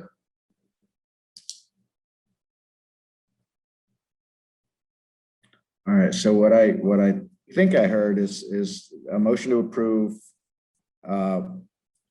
providing that the motion stipulates that any of the funds for additional COVID clinics not be expended until an MOU is in place with the host community, specifying responsibility for costs prior to incurring costs for equipment or labor.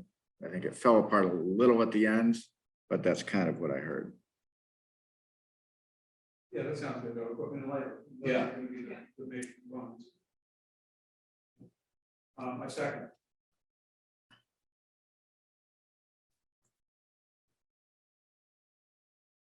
All fair.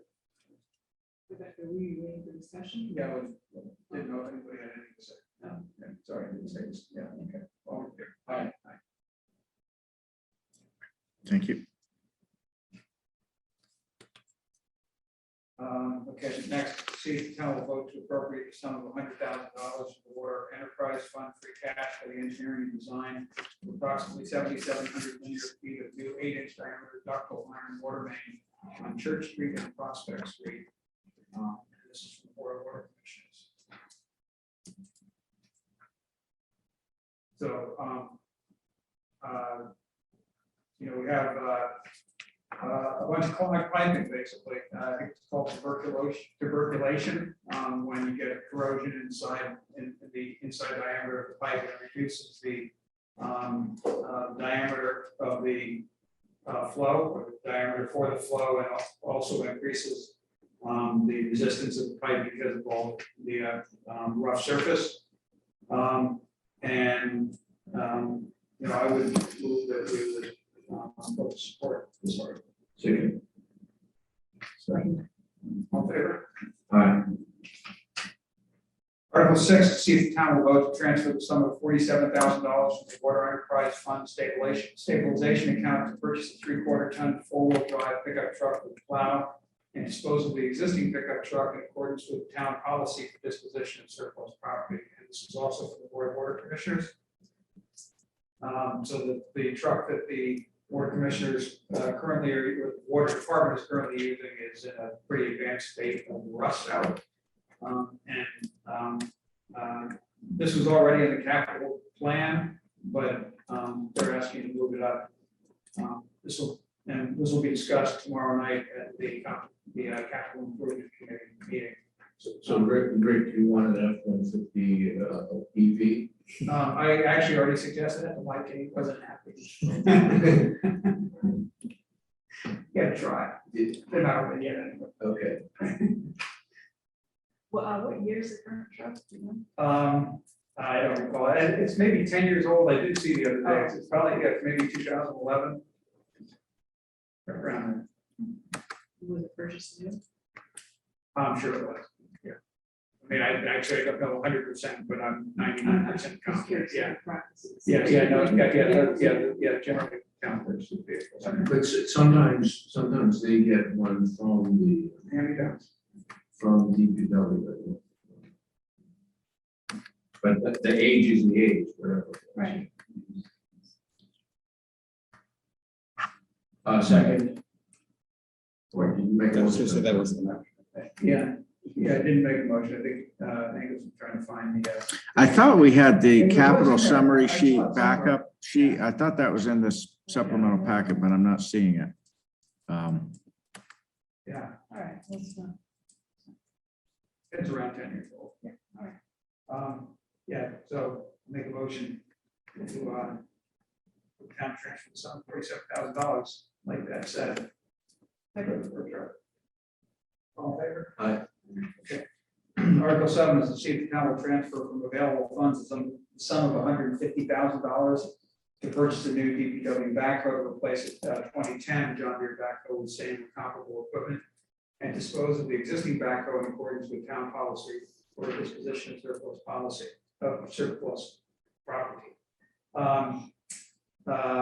So similar to the Water Department truck, this is an expenditure that was already in the capital improvement plan, but there are delivery issues with backhoes now, and the DPW director, has sort of been looking around, asking other DPWs, other people who have to purchase similar equipment, And apparently deliveries are somewhere out around a year to get the piece of equipment that we would need. So if we wait until Springtown meeting next year, until annual town meeting, we would not have the vehicle for the following winter. And Wayne doesn't think that the current backhoe is suitable to make it through 2 more winters.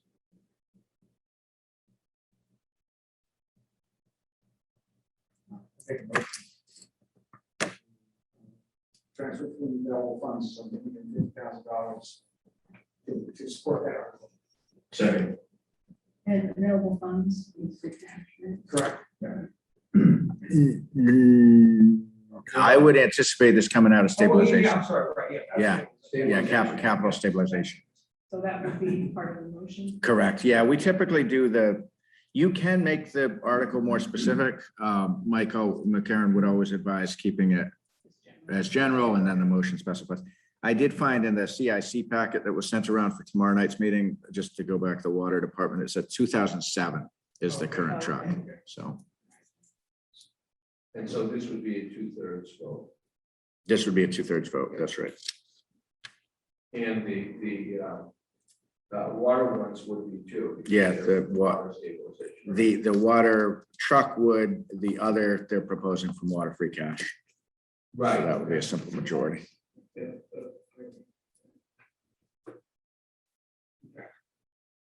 All in favor? Eight. Oh, See the town will vote to transfer from available funds of $8,000 for all costs and expenses pertaining to identifying, mapping, and remediating invasive species on public lands in the town of West Newbury, or take any other actions relative thereto. And this is from the Climate Change Resiliency Committee. I make a motion to approve Article 8. Second. Any discussion? All in favor? Aye. Article 9, see if the town will vote to accept Massachusetts General Laws, Chapter 59, Section 8A, to exempt any entity, not including corporations, engaged principally in an agricultural business from taxation of their machinery, equipment, and livestock. This is from the Board of Assessors. I make a motion to approve Article. Second. All in favor? Discussion? All in favor? Aye. Aye. Just as I think the ultimate result of this would be a very minimal effect on the town's revenues. Right. Yeah. But it's helpful to agriculture. To the local agriculture, we have. Definitely. Article 10, see if the town will vote to accept Mass General Laws, Chapter 59, Sections 57A, to allow for a single notice of preliminary or actual real estate or personal property tax due for amounts not in excess of $100. And if unpaid after the day of the first installment of the notice of preliminary tax or actual tax bill for this year is for the year is due, should be subject to interest at the same rate for the same date as any delinquent preliminary or actual tax installment. I make a motion to approve Article 10. I'm not sure I understand it. It's just like, During discussion, I can explain it. Okay, so. I'll If that's a second, great, okay. So basically, by law, the treasurer collector has to send a tax bill regardless of the amount. And the lowest amount bill that we had to send last year was for 4 cents. And so if you're late paying your bill for 4 cents, interest and penalties start to kick in. What this would do is for anyone with a balance due of less than $100 over the course of the year, the treasurer collector could send you a single bill rather than, at the same time as other tax bills. So you would get one bill for a single amount rather than 4 bills for small amounts. oh, okay. So it's administratively a lot better. It's better for the taxpayer. So are these like automobile excise taxes? Or there's strips of land of low value, but yeah, it could be personal property or it could be real property. Okay. If someone had, a little undevelopable lot with very low, Part of the tax writing program. right? I say again? I mean, if it was somebody that was under the tax abatement program. if they Oh, offset that's a property good point. Yeah, they could have an offset that brings their total bill down below that threshold. Oh, okay. All in favor? So just a quick question about, I think that was you, sorry. I talked over you, as you said. Just a quick question about the last two. Were those both brought up by Christian? No, Article 10 was brought up by Caitlin. Okay. She made me aware of that, and it seemed like a really great thing to do. Okay. That's a good idea. Article 11, see if the town will vote to accept Massachusetts General Law, Chapter 33, Section 59, to allow town employees who serve in the military to perform required military service without loss of seniority, accrued vacation leave, sick leave, compensation time, or earned overtime. This is by this board. The actual, in practice, as I think you know from the backup materials in the packet, it came from the police chief. As you know, we recently hired a new officer who's part of the reserves, and our personnel policy does provide for up to 17 days off that that person or another staff person in the same situation could take off. This is a more substantial set of benefits, including up to, I believe, up to 40 days within a calendar year. And it also provides that, let's say, the actual pay that goes to someone in their military service is lower than what they would have earned on a day working here, the town would make up the difference. So basically, it's intended to not have service members, experience a loss because of their service. So they with their service, they still stay whole financially. Correct. Yeah. So my only question, Angus, was, I read the thing a couple times and it was a little confusing. So are there situations where, like, I understand the part where we pick up the added benefit. In other words, if their pay is in the Army Reserve was $100 a day or whatever it is, and the normal pay was $115, we paid the $15, correct? That's right. But are there situations where they're not receiving any money and so we're paying the whole $115, or I couldn't quite get it. I don't know the answer to that. I don't know. I could look into that. We just became aware of it in the last 2 weeks. So we did, we got an opinion from council and we did some research on it, but I don't have the answer to that. So I don't think so, but I think I read it wrong. But say the question again. in other words, are there situations where the town is responsible for the entire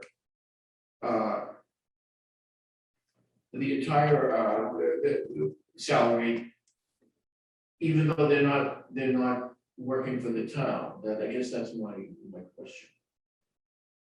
It doesn't make sense, but I read it. I did. Yeah, I think I remember. I think when we talked about that, the other. We talked about that. Somebody brought that up too. When I can't recall the new officer's name, but when he was introduced, I thought we had spoken about that a little bit, and I had similar thought, but I think that was answered. Okay. I was comfortable. That's not the case. Okay, I mean, the difference makes, I don't have a problem with that, but I don't see why the town should be on the hook for the whole thing. I guess that was my.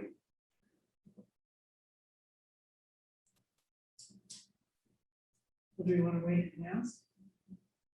There's no harm. I mean, you meet well, yeah, so the FinCom booklet needs to be published for the 8th. Your next meeting is on the 4th. So if you vote something the only thing is. FinCom approved this. They did, yeah.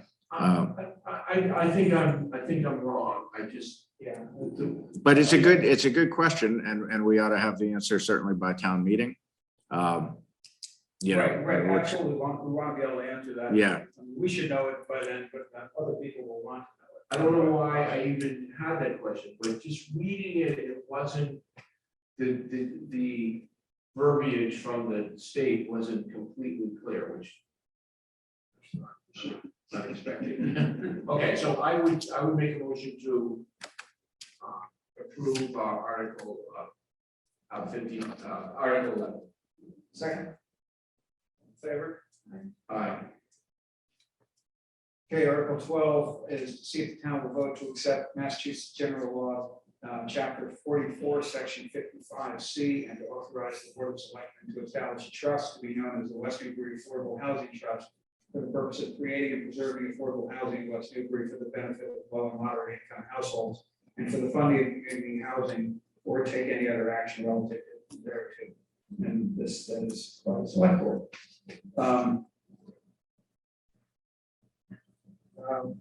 Or in this case, it's the Board of Selectmen. Yes. We always include that until there's a legal, yeah. I make a motion to approve Article 12. Second. Discussion, all in favor? Aye. Article 13, to see if the town will vote to transfer from available funds a sum of $10,000 to provide matching funds upon award of the Green Communities Grant to the FY22 grant round. By request of the Board of Selectmen. So Rick, what is this going to be about? This is for completing the HVAC controls upgrade. So in the first what we've done so far covered this building, but not the Council on Aging area, and also did not cover the basically the hot water, what's referred to as the hot water plant. You know, the controls for the burner downstairs and everything that integrates with the rest of the building. And the reason why it was broken up into two parts is because there was a limitation on incentives from the utility based on the number of control points. So the company that was doing the engineering work on it broke it up into two blocks so that we essentially could get greater incentives. So we're requesting $10,000 here. We may actually choose for the contribution from the town to be less than 10,000. And I'm thinking actually it's more likely to be 8 or 9,000. But this was to make sure that, you know, we went for a little bit higher number to make sure there was some headroom in that. So when we apply for the grant, they're always looking for some matching funds from the community, and you know, the guidance that the vendor is giving us, and this, you know, in line with what we've been recommending in the past, is 10% was given, 15%. Might go a little lower than that, depends somewhat upon the anticipated payback. The overall payback for this, if you look at the total cost, is about 18 years. But if you look at it from the town standpoint, the payback will be three. So somewhere in the range of 3 years. Oh, okay, so like, I think it was something like 2,500, so 2,500 times 3.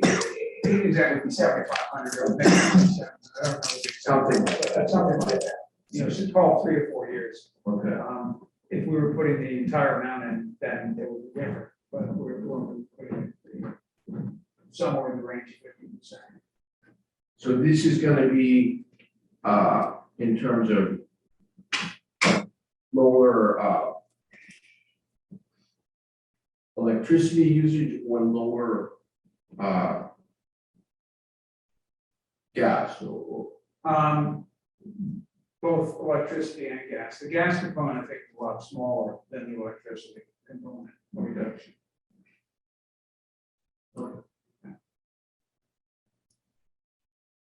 It seems like really, so it's gonna be, just give me a little bit of idea of what's it actually doing? Is it like turning the AC down at 5 in the morning, or what are we trying, what is it doing? Because it's all electronics, regulation of the thermostats and stuff, so what is it really doing?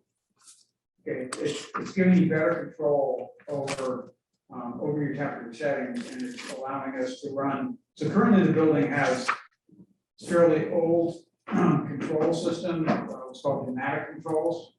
And essentially you have tubes that you're transferring, air pressure through the building. That's what's driving your control, your thermal controls, instead of an electronic system.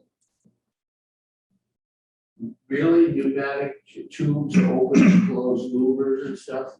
Well, they don't open and close the louvers, but they send the signal. They're basically the signal transfer through the building. Yeah, pretty old.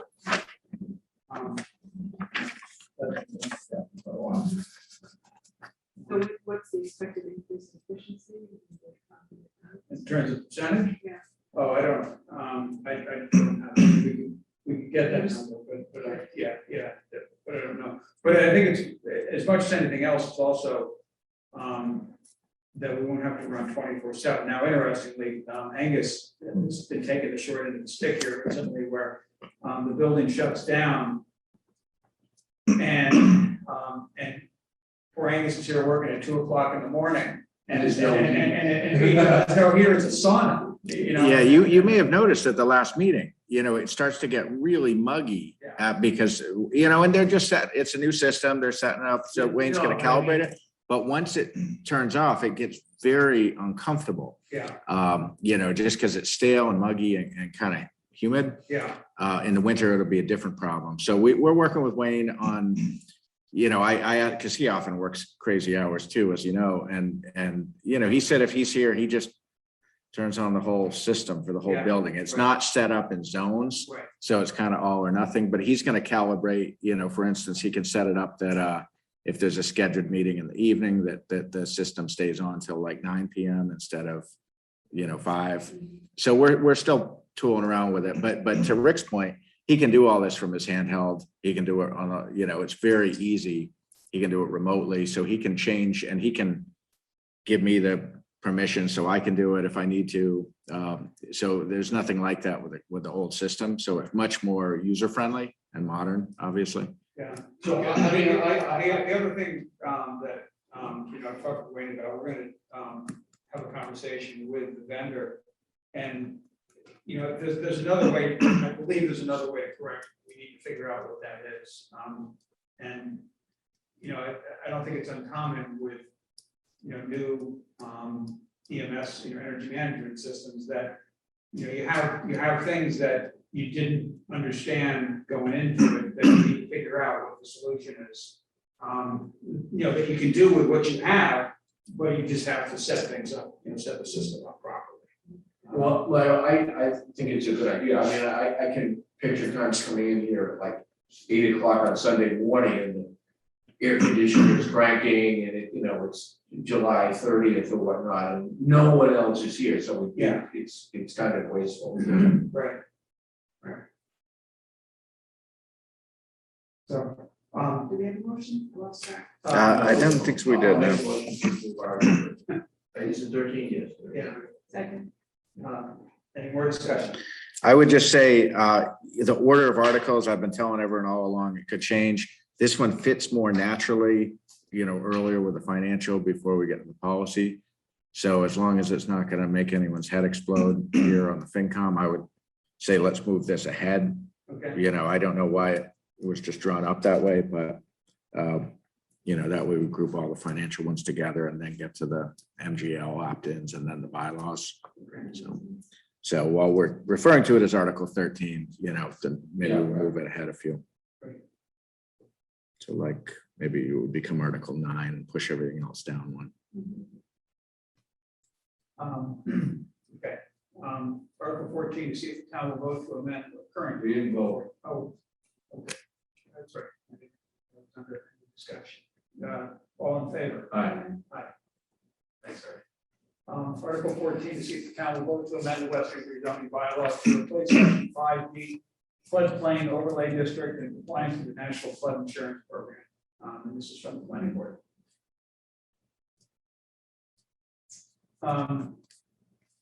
Hey, do you have any comment? I think I understand this generally, but I don't know a lot of specifics about it. I know Sam would be happy to come to a meeting to present it. Basically, it's been, discussed as really a housekeeping article in that there are now updated flood maps that would be, the references would be updated in the bylaw to the updated maps. There's also some language in the state model floodplain bylaw that is not reflected in our bylaw because it's a little older. So it would adjust some of the definitions and some of the language to meet the state requirements. So it's not in this packet, but it is in the supplemental packet that you got with the red lines from the current to the proposed.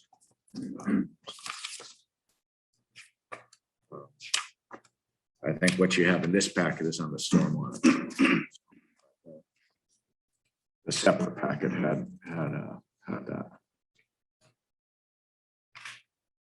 But we could definitely have Sam, come to either, I'm assuming the next meeting. I know I think he's got vacation coming up, but I'm pretty sure it's next week. Yeah, no, I understand. I mean, it's something we need to do anyway. I don't think we can. We can't prevent So flooding. I'm By not gonna- adopt, we don't adopt the bylaw and that way this way to keep it from flooding. All right, I move to I think I live in North Carolina. accept the. Second. All in favor? Article 15, see if the town will vote to amend the West Newbury town bylaws to adopt a new section to be defined, stormwater management overlay district in compliance with the MS4. We stand for municipal separate storm sewer system. Post-construction stormwater management requirements in the town of West Newbury's MS4 general permit. Yeah, and the permit. By request of the board. So I had a question on this. If the bylaw itself is still being revised, we're just. Are we approving the current one or just? Well, you could wait. I don't see any, well, it's a matter, so just to get a FinCom booklet in people's hands for the 8th, if your next meeting's the 4th, let's say the next day, if the booklet's 98% done and it's just a matter of throwing in a sentence, that's not necessarily a big deal, but it is a last minute thing. I was just in terms of what this covers. Yep. and We still haven't resolved that and. You're talking about which part of town? Yeah, but whether in- it's just in this the- draft, it says specifically the.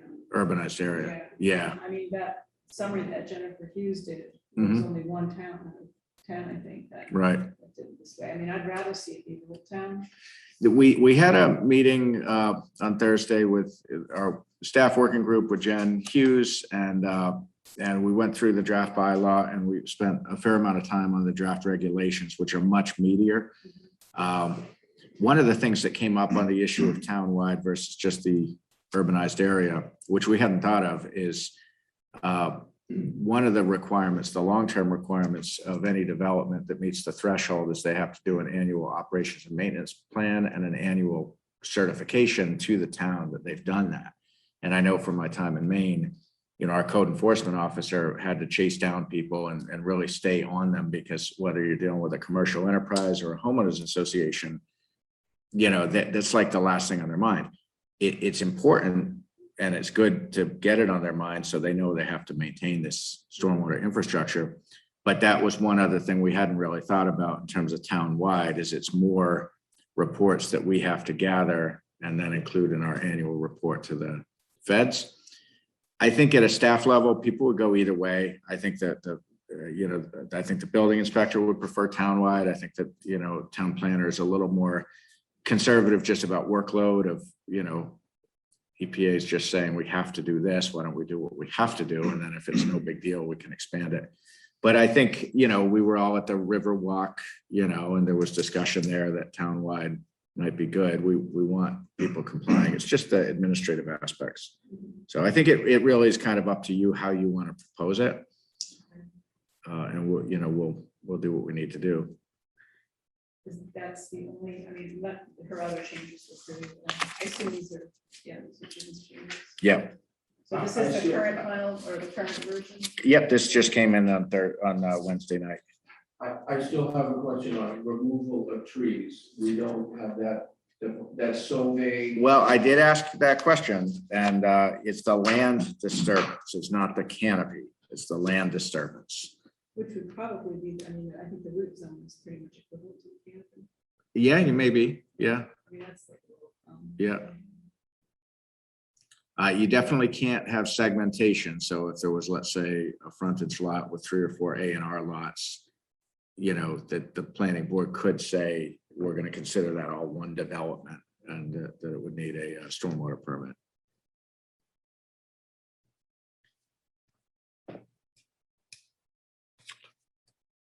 So that, Chairman, I think that's going to lead to funny ways of people doing sure with the property to try to avoid that. I mean, I really think this is only redevelopment. Subdivision. Yeah.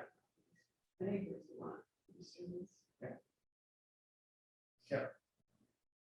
One thing on page 138, I see a blank there on blank linear feet. We had talked about 300 linear feet. The idea being that if something is on the periphery of the district, there would be a presumption that it is contributing to the stormwater system, and the burden would be on the applicant to show that it's not. If we go townwide, that language becomes moot, and we would take that out because it would be townwide.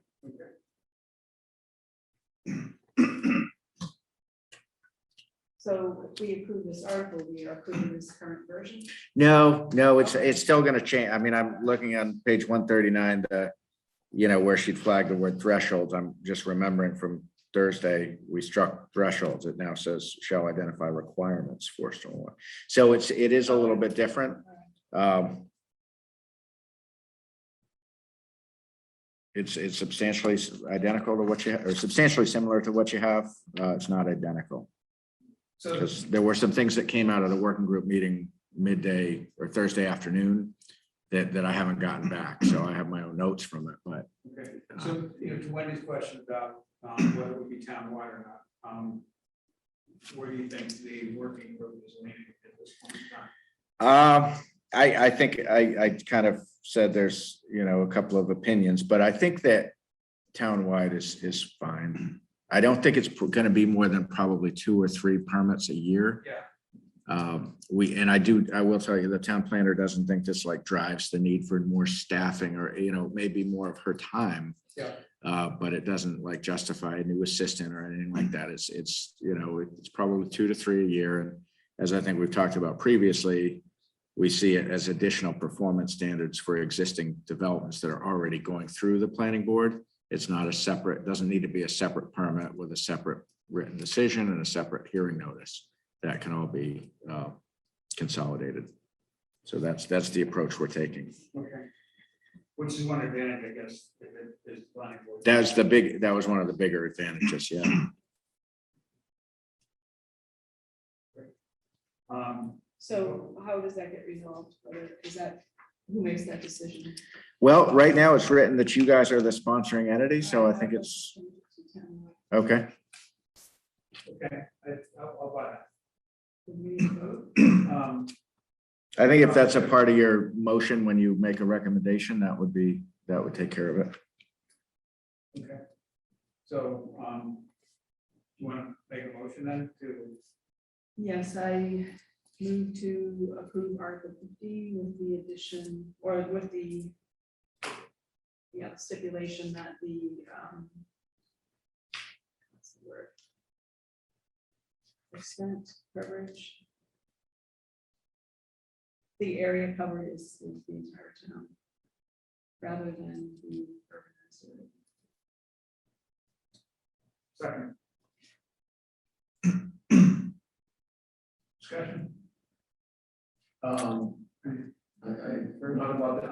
I still want to know what removal of trees means. So it needs to be nailed down. No pun intended, but it could mean like a couple of saplings and their canopy is, if you could, like, you can imagine a few trees covering an acre very easily if you were covering like a canopy, or or if we're only talking about the total surface area of the radius, of this, of the diameter of their the area of their of a cut section of the tree. We don't know what it Well, means. it's the disturbed ground, so in order to remove a tree, you have to dig up the entire root zone. Or I guess you could, cut it off of the ground, or ground something place. Like, it depends on, are you removing the stump or you're cutting it off? But that's what I mean, this, I think this is, someone could get in a lot of, I'm not trying to be difficult, it just seems like it's so vague that someone could get in serious consequences for taking down if a few trees that we don't know what removal of trees means. All right, so did you see that in the definitions where, It's under the definitions of disturbance, okay? Well, this is on, 135? 135. I had it from our last meeting, so.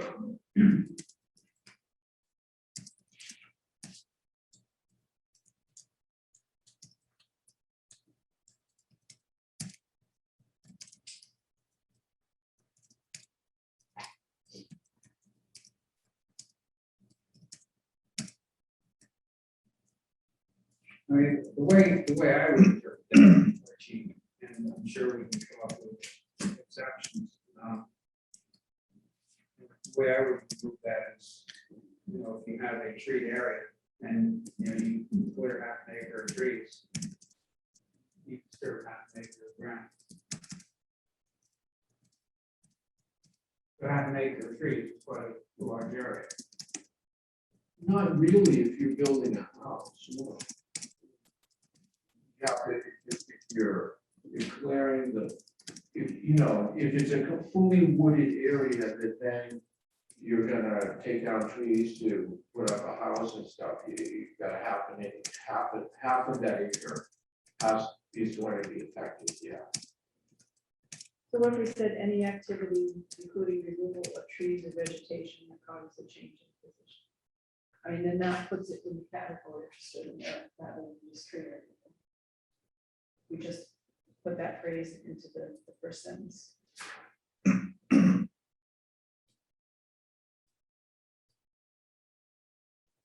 Then removing trees or vegetation is not its own category, that ties it to changing the location of soils.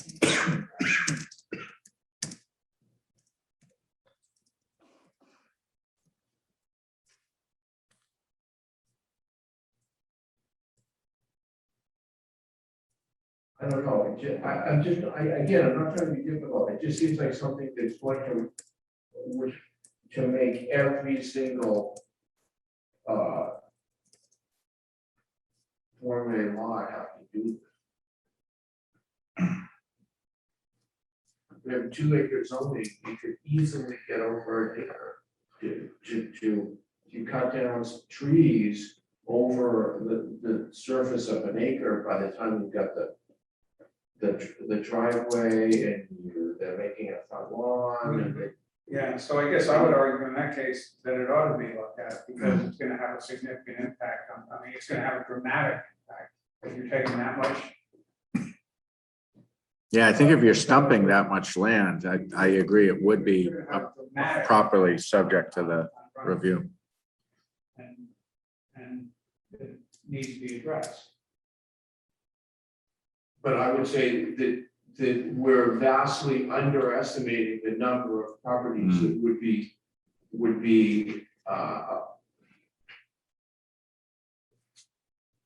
affected by, that would be affected by this. To say there would be 2, that's, other than properties that we're building on, like a field, like, okay, the Middle Street thing.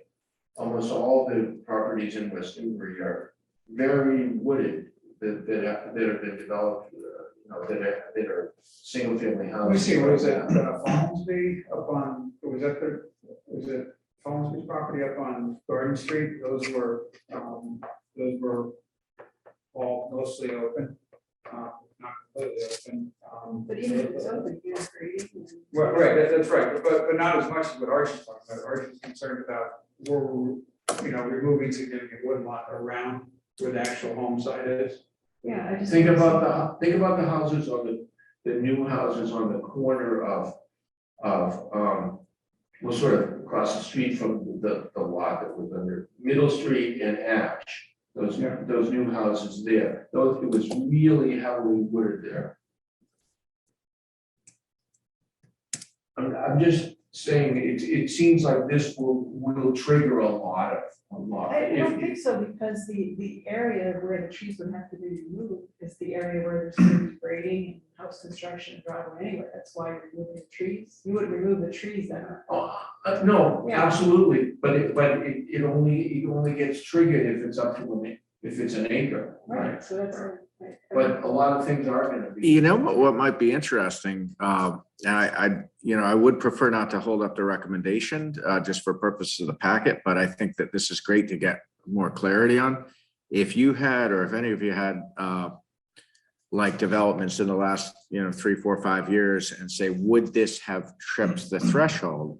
That I think would be a good exercise for staff to work on, to look back at the building plans and say, did that constitute disturbance? Because I don't know the answer. You may well be right, with the long driveways and the grading and the front lawn and, Actually, you're right too, those lots on Ash Street, just past the corner of Ash and Middle, just south and east of that, because they're Form A lots, but there were 3 or 4. One at least was totally in the field, but the others are, because they're One of the grouping. corner was totally. Yeah, and because they're grouping, they now probably do trigger the threshold, but maybe they ought to trigger the threshold. So that's a good point, though, Angus. I mean, I was just thinking that. Yeah, definitely. Yeah, something like that would be good to look back at. Yeah. Because in the last packet, I think I shared the spreadsheet that Sam and Leah had put together. But that doesn't drill down quite as far as what you're talking about, because they were looking at kind of total area of development. But, you would have to look kind of at specific parcels. I don't think that their analysis would demonstrate what was cleared for the septic system or was cleared, that kind of, that's. So they were factoring in the size of the footprint of the house and the footprint of the driveway and stuff, but not necessarily the other Grading and landscaping. moving around. Yeah, I don't know.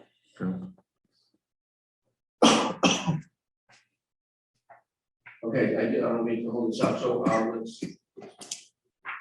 Let's see, I think we had a motion. Motion Yes. by, We did, yeah. Wendy to Rick was the second. So that was it. Aye. And that was just to approve with the stipulation that the bylaw would cover the entire town. So that was the, good. So I'll I just wrote and just sent a note to Jen Hughes to see if she can maybe be here at the next meeting. But regardless, I'll talk with Leah and Sam in particular. I think Sam will have a really good handle on this. I think he can get us some good yeah, information. he's probably the person to talk. Yeah. Okay, and the next. Just to circle back, Rick, sorry, I did hear back from Brad Bashore. He confirmed that the youth soccer does have the fields on the 30th as well. Okay. So we're back to item D. E. I did, Brad, I don't know if we got a response to talk to the soccer, if they were able to compress, we could bring it in half an hour, so we could start half an hour earlier in the afternoon. Maybe that didn't get an affirmative answer.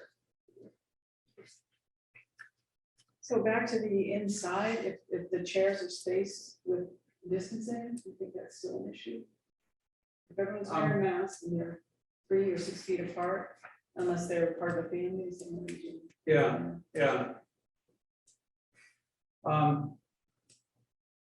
Yeah, I don't know what kind of pushback there's gonna be.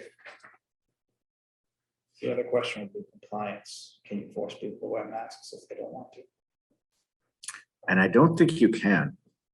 Yeah, at the outdoor town meetings, that was discussed, and that's why there was kind of a separate area set up for people who didn't want a mask. The mask, yeah.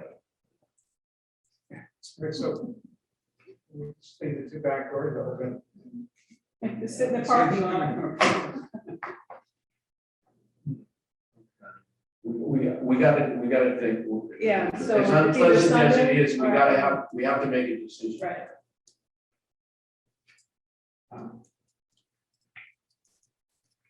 You know, my inclination would be to go for the afternoon. But understand the objections to that. I just think it's, could be dicey. Dicey from a time standpoint? Yeah, because if they estimates they'll be off the field at 1:15, I mean, it's gonna take at least an hour for everybody to clear out in the parking lot clear, and then set up the chairs. I think we're looking at really a 3 p.m. start time. I think we can make it. I don't know when it. Well, when we did the meeting before, he did everybody at 6 for a 10 o'clock meeting. Yeah, so I think we can get the majority of it set up beforehand. Give one half of the parking lot up, but keep I guess it would be the southern half of the parking lot. Have no parking there and. Okay, how about this? Do we even need the fields? The field? No, No, it's We just a didn't- parking lot. No, but why can't, if we're talking about leaving that part segregated, why don't we just have the meeting in the parking lot and the kids are playing soccer in the field? We just said, Yeah. we wanted them to park on the Bachelor Street side.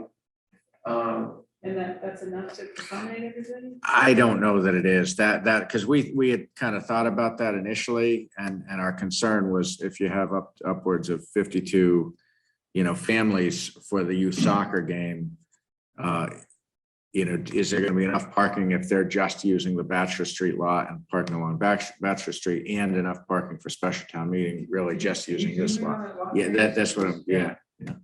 I think it's definitely pushing it. Let's see where- If you think about when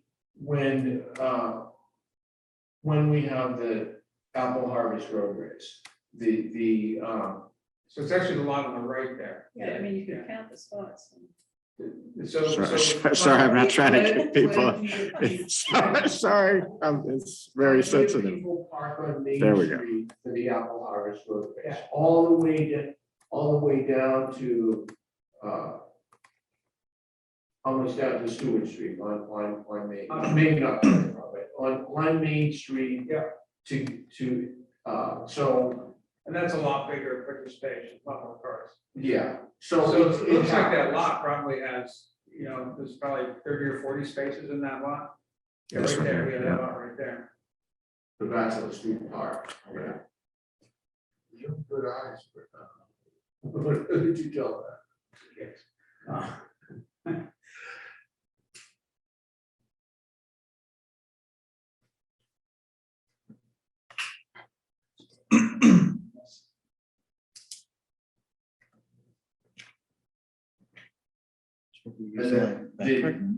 So we've had the bandstand. The parents would come Kind of here. over and vote while the kids are This one playing. here. there You go. mean to host it?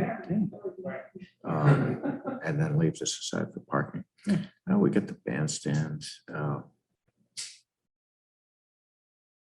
Or we could use And then- this lot here as well. How many cars does this lot accommodate? People park here as well, right? Yeah, people would park here. There's definitely underutilized parking on a Saturday out at the Housing Authority.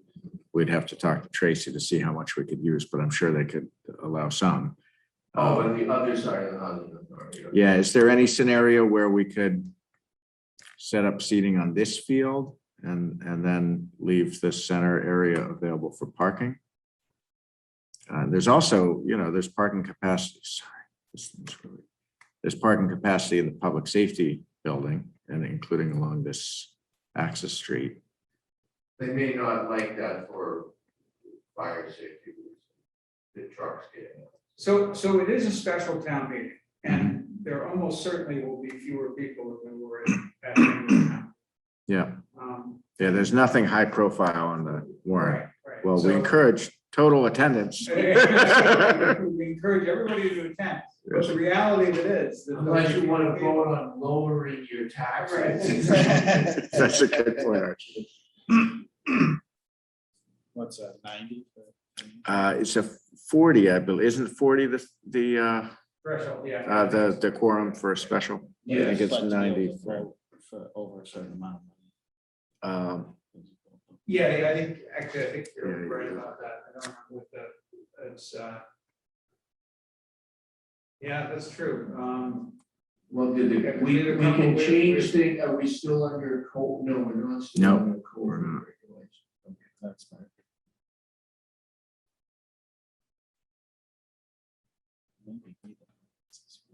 I know, I told him to read the bylaws. Now it's coming back to bite. That's on you, that's on you. Yeah, I think you're right, for maybe it's over $20,000. Something like that. Goes up to 90 people. So we could, for a couple things. Oh, yeah. We don't want to get into that. But let's see.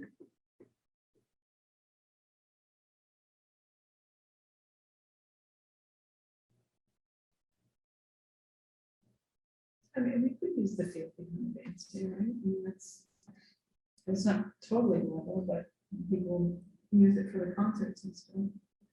Yeah, and chairs. Ooh. Jim's made a really important point here. The quorum is 90. Yeah. Yeah, it is 40 for a special town meeting, but only for appropriations that do not exceed $20,000. So there's a significant amount that would have to be passed over. That's good because we should have that contingency in mind. If we have 40, but we don't have 90, Yeah. we could still take action on several of the articles, but not all of them. Sorry. No, good. Well, Thank no, you. No, that's a good point. But the other thing is though, then unless we can take action on them, but unless we adjourn the meeting without addressing those articles at all. We'd want to continue it and try to get a quorum for it. Right, and then none of the articles, until you've closed the town meeting. None of The other ones don't The count. other ones don't count. Yeah. Right. Getting 90 might be a challenge. So now I can get closer to that picture. And, now you can count the number of spaces in there. I might want to sit in that seat. Because if it's in that field, then you would more likely utilize the housing parking lot. But you just zoom it back out? Yeah. Oh, okay. Do you want me to zoom it in? Yeah, I was just coming over to look at the spaces to see what. Sorry. That is finicky, isn't it? It is, yeah, without a mouse. Yeah. I know there's a different way to zoom in and out. But, Looks There like we go, there's- right there, right looks there, like there's perfect. about That's great. 50 or 60. That's great. 1, 2, 3.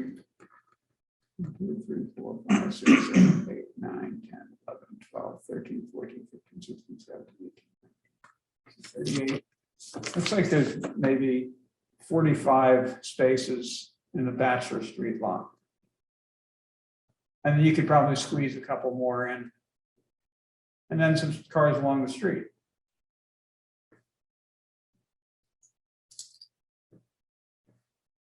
I don't know, I don't understand the conflict. I think there's plenty of spaces. And if we don't have 90 people, just get the people from the soccer. I think we asked town meeting people to park at the 1910 building in the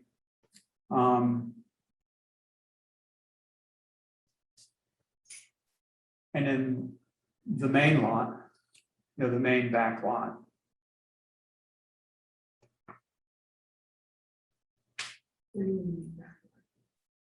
How many cars do We probably Oh, need space like up for, here? yeah, Well, and also, do we need the entire parking lot for the meeting? No, Can we just I don't set think up so. chairs in half? Definitely, Half yeah. the parking? Yeah, So that'd be another 15 spots. I mean, we can talk about whether we could.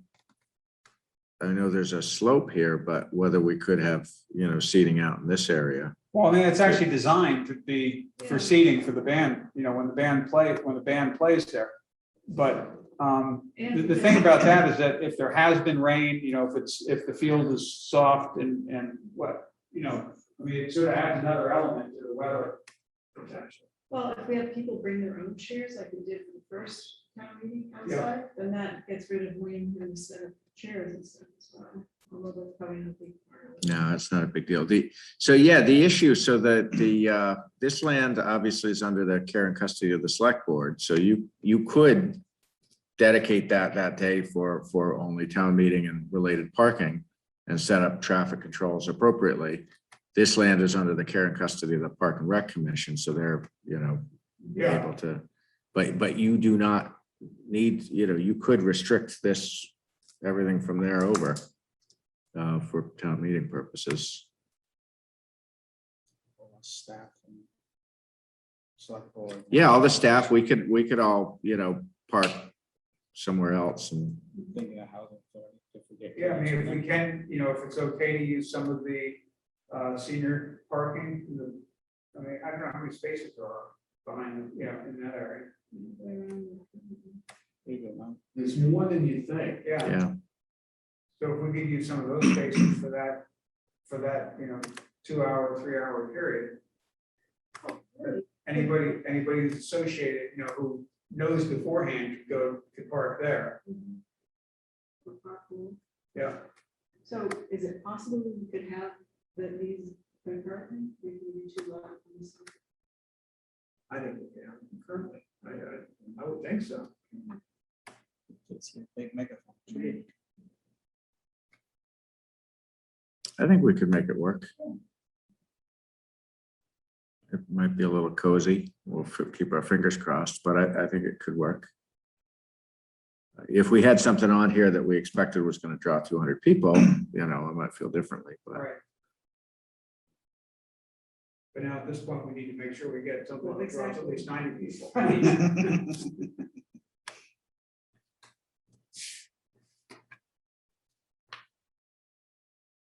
I would like to have at least half of the parking lot the way we did the seating on that, because to Rick's point, if it's been like this morning, the dew was like it rained. So I mean, you can't expect people to sit on like completely sopping ground. For the chairs will tip over and all that kind of stuff. Mhm. Right. No, I think the dew in the morning, the dew will be definitely an issue, Yeah. or it can be, this time of year. But even then, there are probably, so it looks like there are about 20 spaces per side there, roughly. Is that maybe not quite 20 per length? Like 16 or 17 or something. like 17, 17, so like 4 30, times 17, 34, 68. Yeah, 68, then back off 28 spaces from that, say, so there's 40 spaces clear there, and then in the front of this building, there's, another close to 20 spaces.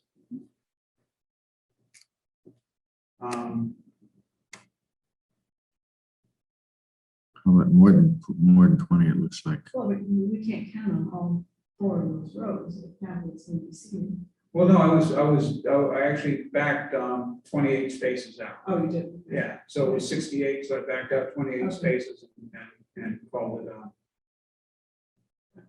Yeah, And so if we had 40 and 28, that's easily 90. or 40 and say 20 in front of the building. I think that's about right, about Yeah. 20 spaces. And then we So have. the that's 60. We could use some on the public safety for sure. Yeah, and actually, people always, for town meeting, they always, when it's inside, they always pack around or park around the, right in that road there. They do? Yeah, oh, yeah, so you can get another 10 cars around there. Yeah. That would be great. Cross fingers and Yeah. Jim said we could do it. wish. The new guy. Yeah, that's a great, blame me on that. Okay, no, I think we can do it. We'll have a meeting with Wayne and Chief Durand and KC, and we'll work it out. I think we can make it happen with proper signage and Yeah, traffic controls. We can do it. it definitely does complicate things a little bit, but I think. Yeah, it's some dynamic, you know. Right. So, The approach will be different. We won't be coming out through the Bachelor Street parking lot. Mhm. Because that's the way the entry was set up previously. Yeah, so like, Jim, we can go through all this, but yeah, Mike would have the desk, the table set up here for voter check-in, and yeah, we'll need to think it through, but I think we can do it. so will there be a communication to the park and rec league that parking lot will not be available? Yes, yeah, Okay, so. Yeah, that's fine, because they didn't really go out of their way to help us out at all. great. This will go well. Yeah, we can make it work. We can make it work. All right, so do we need to set a rain date, or we just leave that up to? Casey? No, Casey's advice has always been not to, Yeah. because it could be later that day, you know. Casey and I could go out in the rain. Yeah. We're pretty Yeah, I good. mean, if there was a weather instance, we would just use all available outreach to get the word out about that. Yeah, and then we move on to a plan B that we've already rejected. Probably. Yeah. Right, Well, okay, well, at least we have a plan. Good. Okay, so, good, it's only 5:10. Update on resident input received regarding social sales building, discussion and next steps. So we've gotten a number of feedback comments, primarily, I think, generated by both the meeting the board had, but also I think the news article generated some interest and some comments. So, I still haven't drawn up the news and announcement that I want to draw up, which is basically, and the reason that takes time and thought is I want to take the ideas that the architects provided, but also the idea that was submitted regarding potential repurposing of the lot for like a Veterans Memorial Park, and kind of weave that all together so it's not like the architects, to like these are a number of ideas that have come in, notwithstanding the source, including actually like Elisa had a really good suggestion in there. And to put that all in an outreach, these are some of the comments and suggestions we've received, on such and such a date, the board is gonna kind of hold time on the agenda for a bigger discussion, not at 10 o'clock at night. And to plan accordingly, even if it takes a special meeting, something like that. But I think we have to put this issue on the table in a way that people know that the board's moving toward making a recommendation one way or the other. Right. Somehow we have to figure out how to engage as many people as Yeah, possible too, so that we can sort of get a pulse of the way the community feels about it at this point, given the current realities. right. So it was one thing when we thought we knew what the number was, and it seemed, we could justify that expense. And it will just be interesting. It would be good to get enough people to weigh in on it, to have a sense of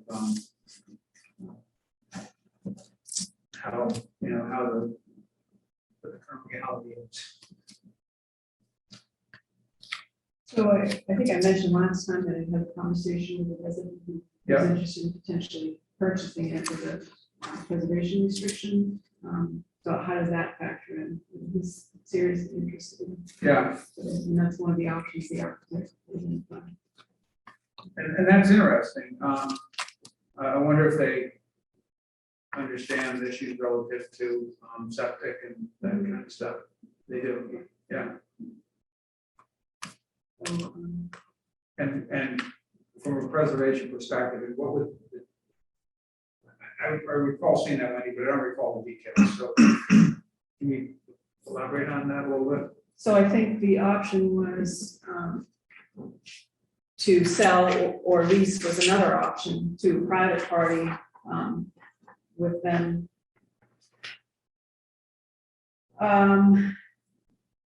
With a tightly drafted and enforceable preservation restriction or rehabilitation plan. So it would be up to the party that leased or purchased it to create the preservation plan perhaps, or we would hire somebody to create it and follow through with it. But they would pay for that work. Just a couple of examples, I checked out these websites that she referenced. I mean, it's done, it's not like, really unusual, Yeah, but, I mean, that was in the details. Right. Obviously, right. so. I just- But we could give them a design of the building. I don't know, I just don't know how to factor that in if we're looking at a bunch of options, to maintain it as a town property. Is this a fallback if those don't work out, or should that be considered in both? Yeah, options? Yeah, I mean, I think it would be attractive to some people to be able to maintain. I think everything is on the table. I don't think it should be a fallback necessarily. Yeah. People should be given, I think people should be given that option.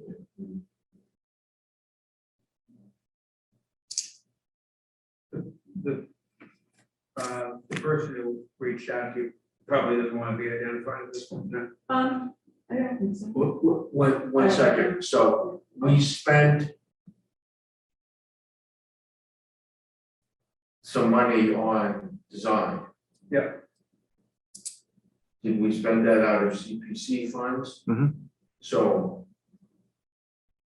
can we sell the property with that? With the design, with the construction, no, if we use CPC funds for the renovation, right? Actually, that's triggered a different but related question. I think selling it with a preservation restriction, I think you clearly could do, but whether, that CPC funds have been expended toward the design, and a condition of that is that it be subject to a preservation restriction, does that limit other options the town might have, such as taking the building down? It's a good question.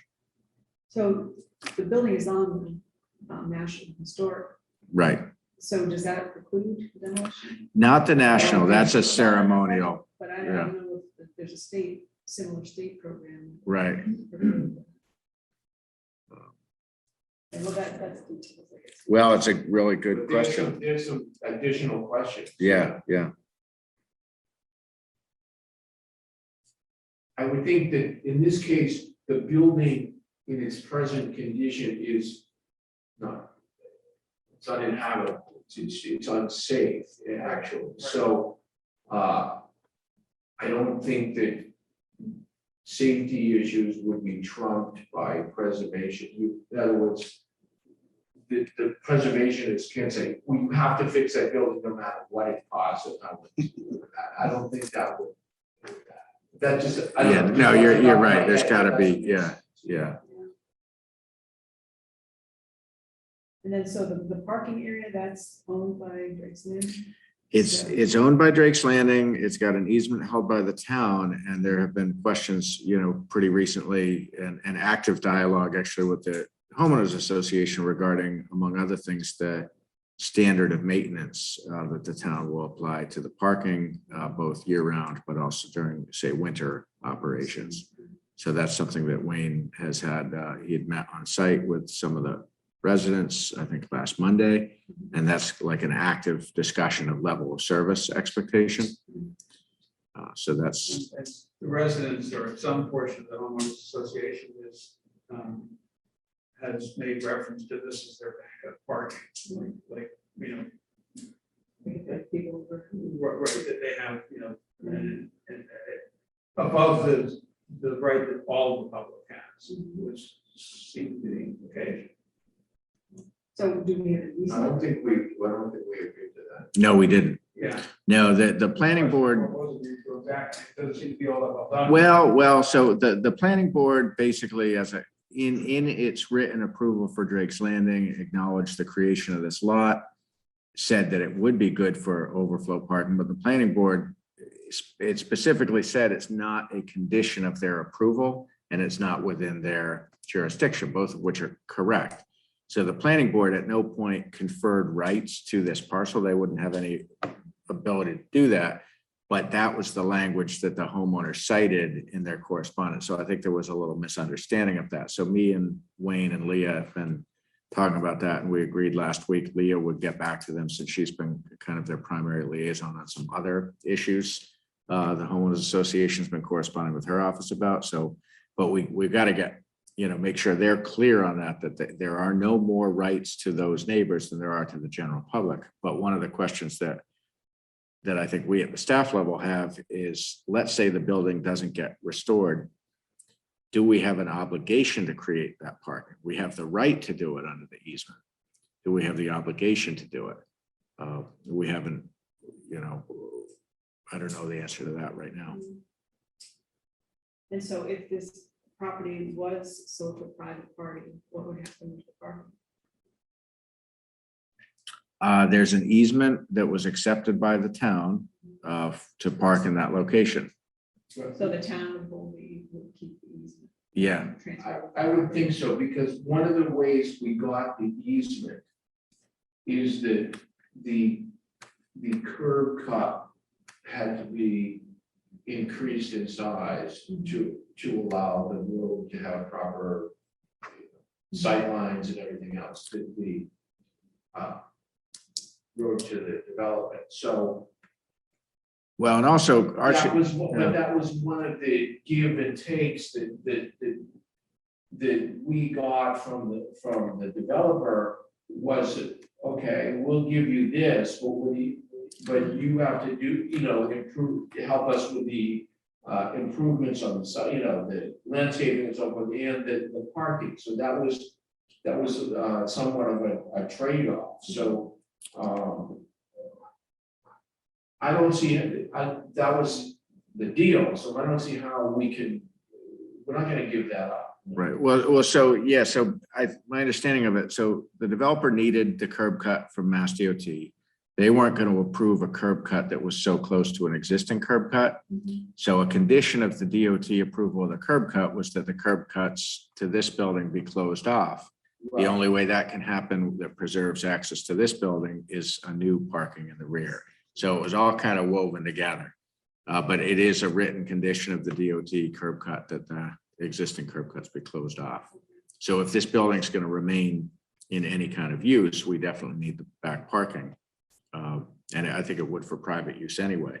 But even if it was used for, if it was torn down and we had a memorial or something built there, we would still want to have we need some kind of access. Right. Yeah. Right, so, but my question was, if a private party purchased it, we can't transfer the easement, they will have no parking. I would think we could. Yeah, I don't know. Okay. Yeah, I don't know. Yeah, I don't know how that easement, I mean, I've never seen it, I don't know. So I'm pulling up, this is the town meeting article right here. Vote to authorize this board to accept easement for access and parking purposes and for the installation of utilities to pertinent to the car post. This was. It's on the deed. See, is the language of the easement in here, I'm not sure. We definitely have the language of the easement because I reread it last week, and an initial draft had language that conferred on the Drake's Landing neighborhood rights to park, and we struck that. I found an old redlined version from back in the fall of 2018. And we did not agree to that language, so that's not in the recorded easement, but that speaks a little bit to the developer's intent was that this would be their overflow parking. And I think that probably the planning board assumed that that would happen. Probably had a reason to assume it, but it didn't actually happen. Let's see. So I don't think there's any better language than, I do have the language of the easement, but I don't know if it's on I don't think it's on the website.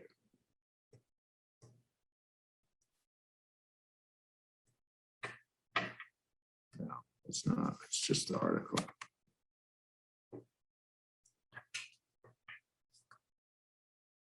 So then we will wait for this to come. either- That's my advice, is to pick a date, whether that's the 18th or something later, but far enough out that we can do a better job of getting kind of a broad outreach. You know, Should we, okay, so, are we gonna do this before or after the town meeting? I actually think doing a board town meeting is kind of interesting. After town meeting, you can invite people at town meeting. that's true See, also. that's what I was thinking, yeah. Yeah, you could make during the board and committee, right at the beginning of town meeting, you could make a statement and announce a date, even if it had already been announced. I think that's what we should do, yeah. And I do think, as I mentioned in the memo, you know, if the decision is made not to borrow the money, we should go back to the Springtown meeting to formally rescind that borrowing authorization, so that doesn't remain on our books. So I think it's, you know, the fall town meeting could be a natural springboard to say, you know, and that something would be on the spring warrant, not necessarily that, but there'd be some article or articles on the spring warrant. Rick, you know, when he and I were talking last week, had suggested, you know, maybe the board ends up having multiple articles with multiple paths and kind of choose your own adventure kind of thing, and let them, you know, if there are multiple viable paths. I caution against, I wouldn't suggest putting anything on that you don't think is a good idea. But if there's 2 or 3 things that you as a board think are all reasonable ideas, maybe you do put, Yeah. you know, Yeah, it sounds multiple like there's options. a fair amount of background to be done, background work to be done, just to see what can be done now that we've actually put CPA funds into it. I think that'll be an easy, we'll try to get that answer quickly. I mean, we can't be the first community that's expended design monies. You asked. I would probably start with the Community Preservation Coalition, Stu Saginaw, Okay, and then see what, and if he has a definitive answer, great. And he often does, and he cites the chapter and verse. And if he doesn't, then I would send it probably to town council, but I wouldn't go to them first, just because if there's free advice, I would take that. There's one question I had in some of the prior rationale. If we do not borrow this money, there's like a savings on the AN? Yes. So there would be an impact if we decide not to borrow this, right? Yeah, I think if we decide not to do this, I would recommend that we convert the 1.1 million in water bans to long-term borrowing sooner than later. And we did talk to Hilltop, our financial advisor, a couple of weeks ago, and previewed that we might want to do that. We couldn't do that till the bans Right. mature next summer anyway. So- And who knows, by then, maybe there's some other need that we have for borrowing that could be consolidated. So is your vision, I mean, do you anticipate setting up a committee again to look at this, or do you think we will just come up with alternatives? I mean, I'm open to suggestions. I think if there was a committee set up, I think it ought to have like a defined scope and a defined timeline, you know, and something like we did when the car post building committee was kind of reimagined about 2 years ago. It was set up with a specific kind of task to bring a proposal to the fall 2019 town meeting. So I think if there's something that's more of like a working group that's got a defined scope, at the end of the day, it is the select board's authority to oversee town buildings. So I just don't want to muddy those waters. It is an advisory working group.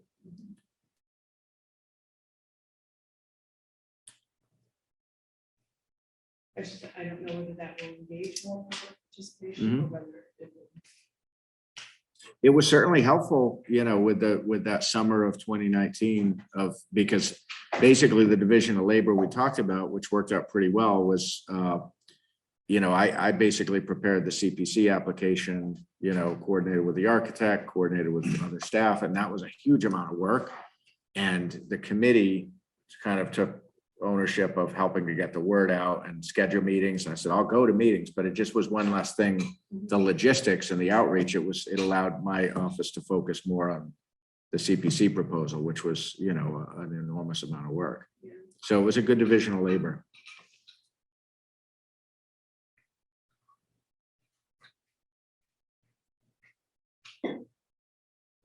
So, do we make a decision about this?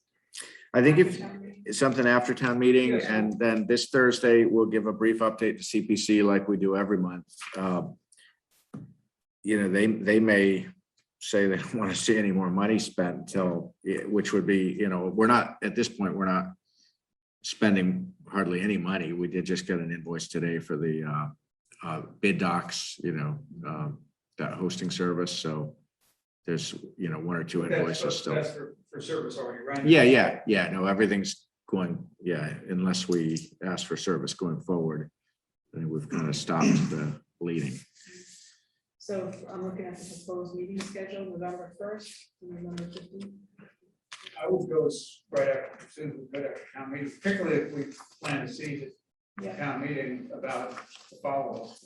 And the sooner we do it, the better. so are you thinking a regular meeting or would you have a separate special? I think that could pretty easily hijack the whole meeting. Yeah.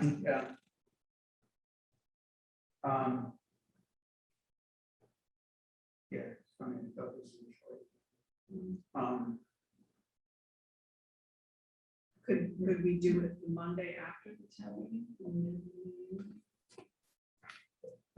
Probably makes sense, so,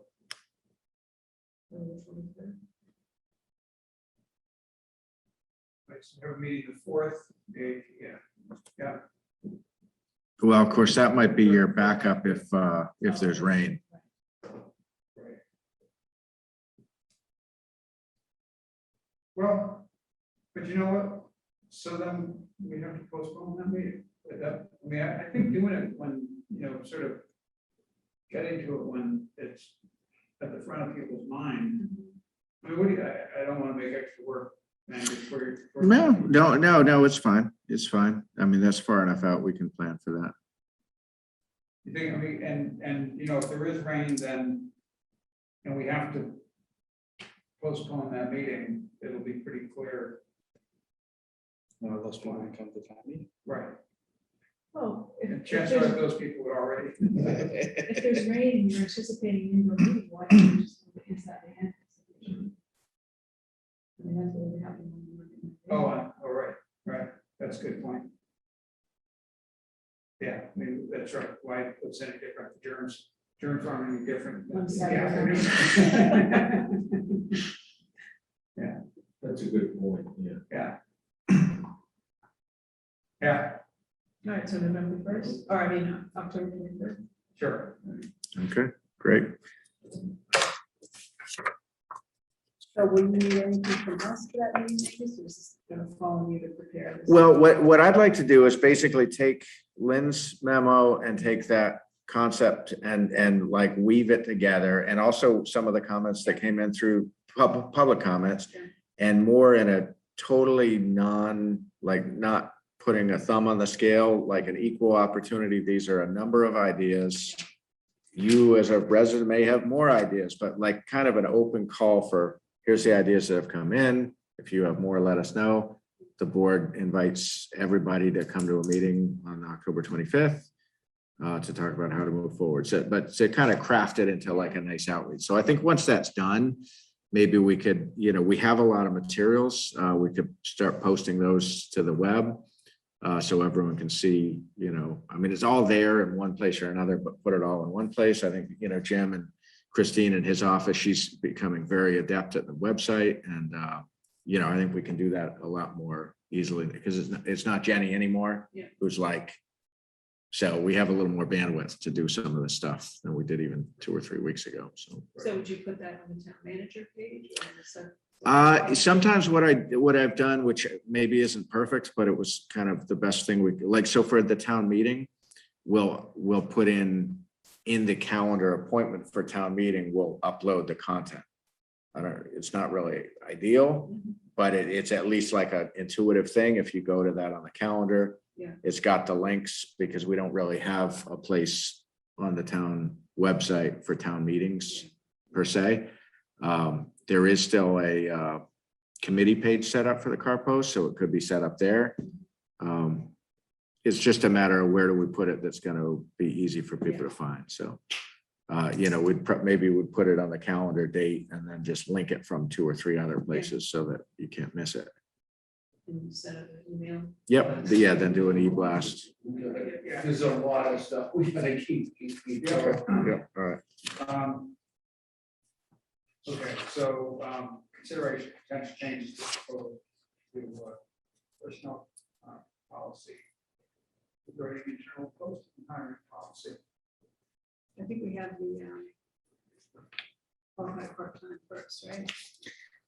Yeah, and this is for next meeting. Oh. okay. I just included the notice so you had what was posted. Oh, okay, so we're not discussing. that. No, and then if you refer the other out, we would do a notice like this with that language, and then they'd both be for you 2 weeks from now. Okay.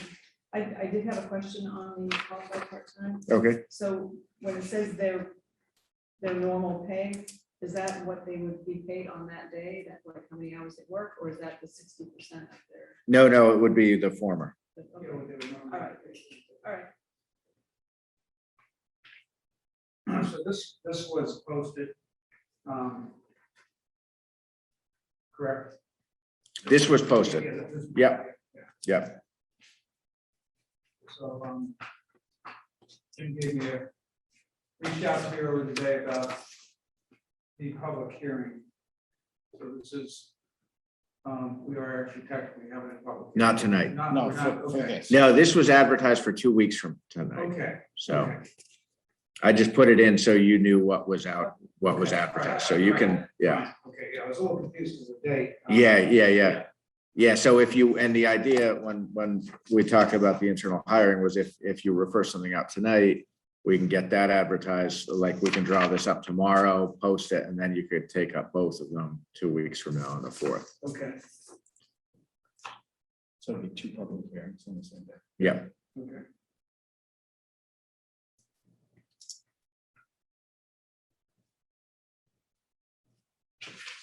Yeah, so for this internal hiring policy, I just took a crack at. Things are mentioned in a couple of different places in the personal policy. So I Yep. just brought it together. I think we just add it to section 2.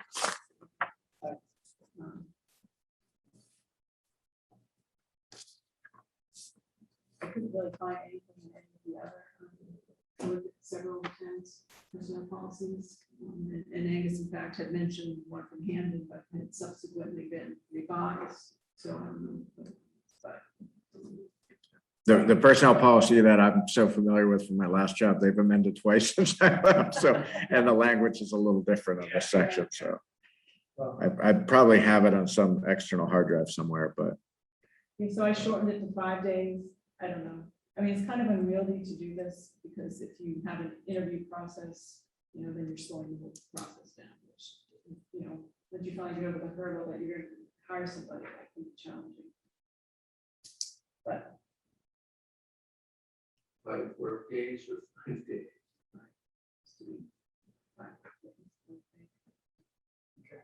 That's needs to change. But I don't know. I mean, Angus, do you feel like that's too restrictive? no, I like it because, it was 10 in my last job. Is a different labor market and, when we have an opening, sometimes it takes us a while to post it. And when we're ready to post it, we want to post it. But I don't think 1 work week is, I don't think the expectation is, there's not like a separate pre-interviewing process. It's just kind of giving internal candidates a little lead time that is available, but the kind of interview process would still be Right. blended. Yes. Okay, yeah, that's how I read it. So let's just think about that. So what is the 5-day advantage doing for the internal candidate if it's going to be interviewed by outside candidates in the same manner as it would be otherwise? What leg up is it giving them? I guess that's the question. I mean, my thought was it gives them an opportunity to talk to the department manager to see whether they're really qualified, potentially identify additional training they might want to have to be considered. It just sets the stage that, it's a real possibility that it could be part of the Okay, I mean, That's my thought. I'm just, I know, I'm all in favor of internal hiring. Yeah. I'm just trying to figure out, is this just saying, okay, you get a 5-day head start, but it doesn't really do you any good? I don't know. Yeah, no, I kind of, was kind of wondering the same thing, trying to understand what's the real advantage. I mean, the alternative would be to have an actual internal, interview. And would you ever want a situation where you hired an existing employee before the opportunity ever hit the street? That's what I was hoping, actually, yeah. But Angus, I mean, you have, you're in the position where Yeah. you're interviewing and hiring people. Yeah, I think, the town's best interest is served by casting a wide net and looking at the full talent pool and trying to make and I totally agree, if all things are equal, or if it's very close, you would go with an internal candidate. I totally agree with that. But I wouldn't want to forestall. Yeah. I think and in fact, it's actually, it's required that we, are under affirmative action plan that we broadly advertise, job postings anyway. Yeah. Yeah, it might be a case where if you wanted to interview internal first, you might say, I don't really think you meet qualifications, and then you put it out to the public and you get paid applicants, Yeah. Or you could go back to the internal and say, oh. Just kidding. That would create pretty awkward situation. Yeah.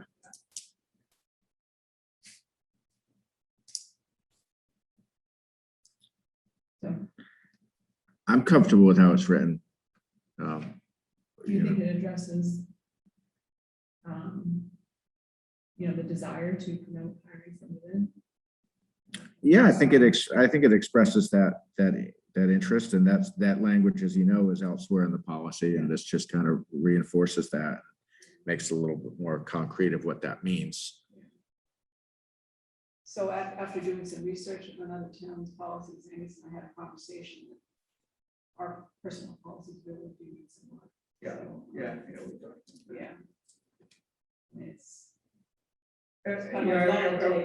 Yeah, which, so at what point do we say we can stop trying to make? Well, little changes? I think that's where Wendy's going with that, is maybe instead of wordsmithing every line of it, maybe we look at a delete and replace and start with a better one, take things we like and weave it into it, but start with a new model rather than trying to wordsmith every line of what is a fundamentally flawed document.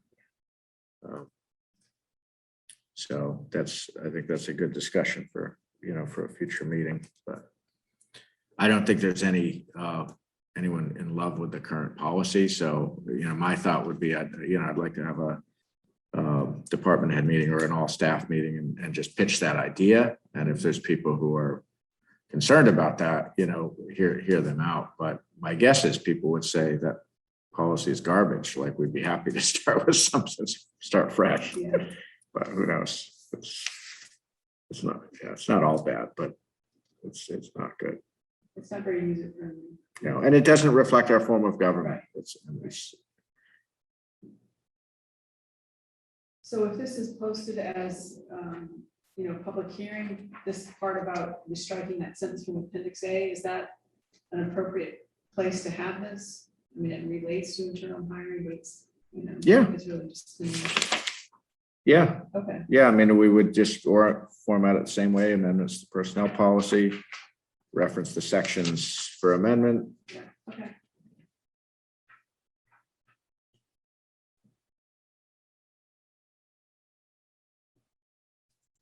Is there, you guys want to refer that to hearing? Yes. I do. You do. I'm still trying to figure out what this actually does. What we should go ahead and we'll have a hearing, we'll talk about it. Yep. Yeah. That's a good time to do it. Yeah. Right.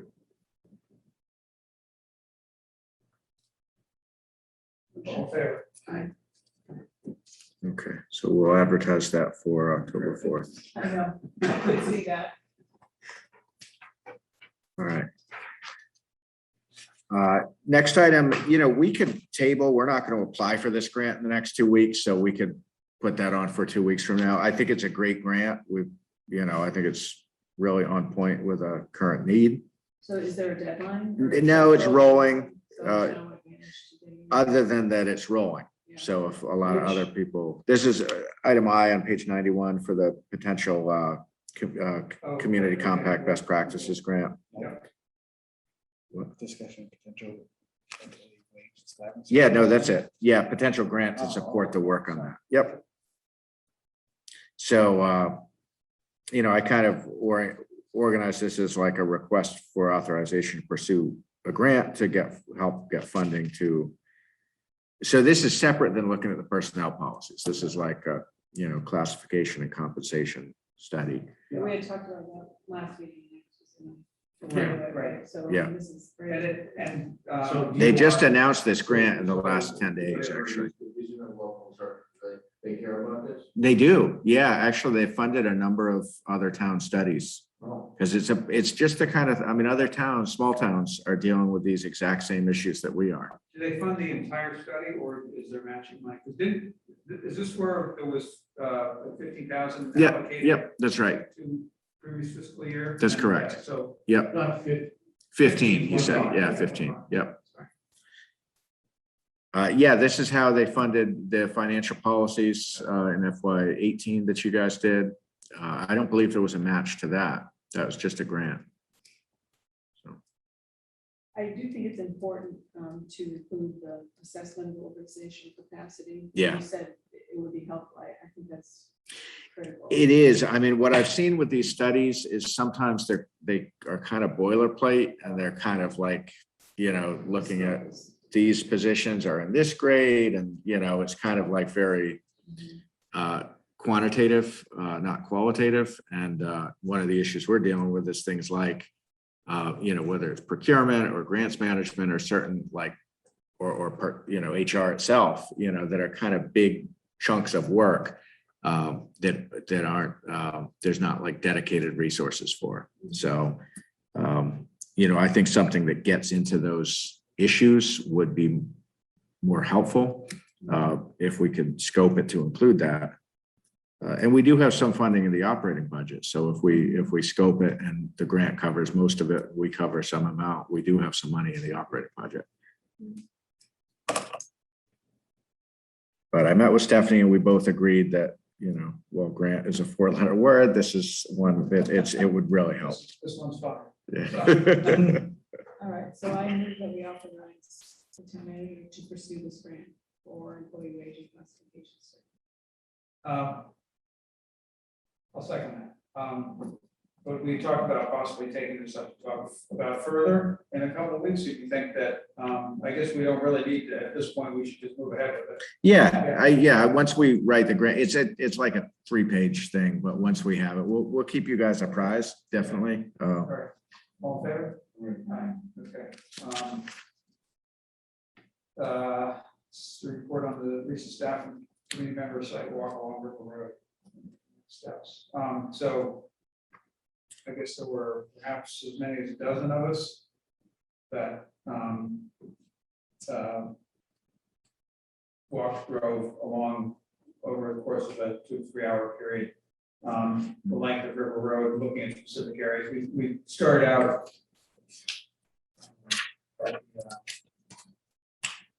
ferry landing end, you know, we're working our way up immediately to the hayfield, the cornfield, and looking at the bank there. We actually stopped there on the way out, and then on the way back, there were fewer of us and did a little bit more deep dive into what was there. It was a low tide. Trying to understand what was going on there, what the vulnerability, what the past history is relative to flooding. And that was interesting from what we learned from Gary. I hadn't realized how deep the water had been on that back in the, I guess it was Mother's Day fill back in 2011. It was really interesting on the way back. And Angus, you at this point were with us anymore. When we got down to the bank and we walked along, and there's one place where the bank is eroded underneath at least 10 feet deep, at least 10 feet in from what you would think is the shore, you know, the edge of the bank. So yeah, so there are, you know, undermining and eroding issues at numerous spots along that bank that are at some point going to cause road failure. And certainly they're vulnerable to flooding already. So, I think the consensus in the group was afterwards that, yes, it's worth looking at this more deeply. And there will be a Green Communities Action Grant round in probably February for an application due date next year. And at that point, it's something that we probably should target and get some money to do sort of a risk analysis of the entire riverbank along River Road, along the entire, and identify the problem spots. And with time, we should have a plan of how we're going to address it, because it's fairly certain that at some point we're going to have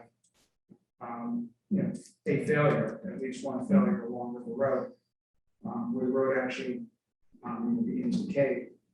And I can't tell you if that will be a storm next week or a storm 20 years from now.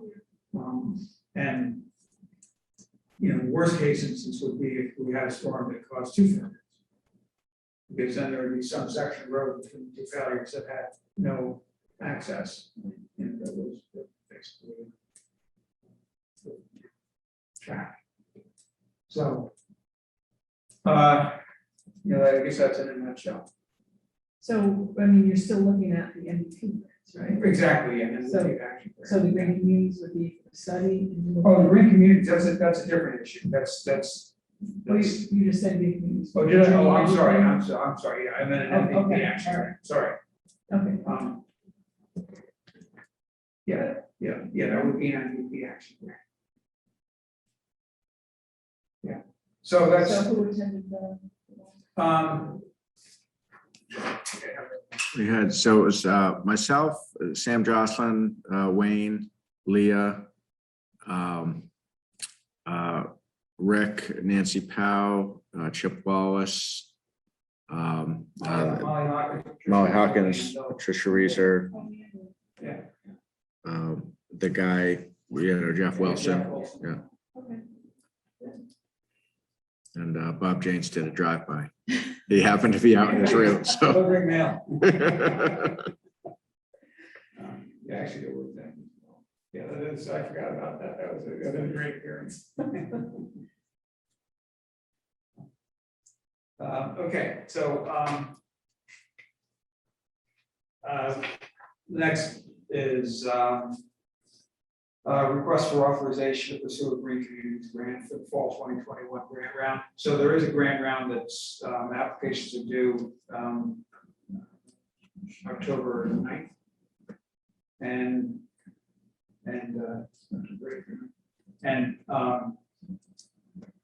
so we talked about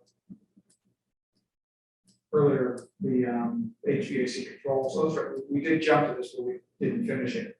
And then the other part of the grant would be for the HVAC controls in the Council on Aging and the hot water plant here, and then $5,000 would be the grant application would be towards another hybrid SUV for the police. And their sort of vehicle recovery or replacement plan. So item 1 is 10,000. This is the one that we already. Yeah, I'm sorry, item.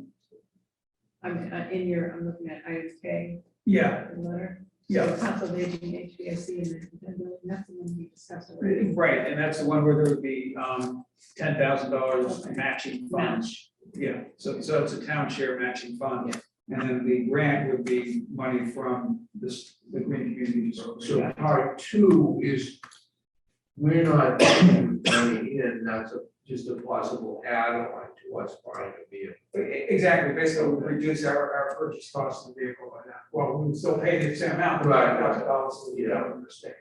And I'm pretty sure that it was in the Springs program. We don't run out of money on You think a lot of. I think it's gonna be, I can't, now that those vehicles are becoming readily available, I think at some point they're gonna probably stop supporting that program. Yeah, They did support it this spring, they supported it in 2020, they supported it this spring. And I'm pretty sure they're gonna support it this fall as well. Although, yeah, I'm gonna dig through the form.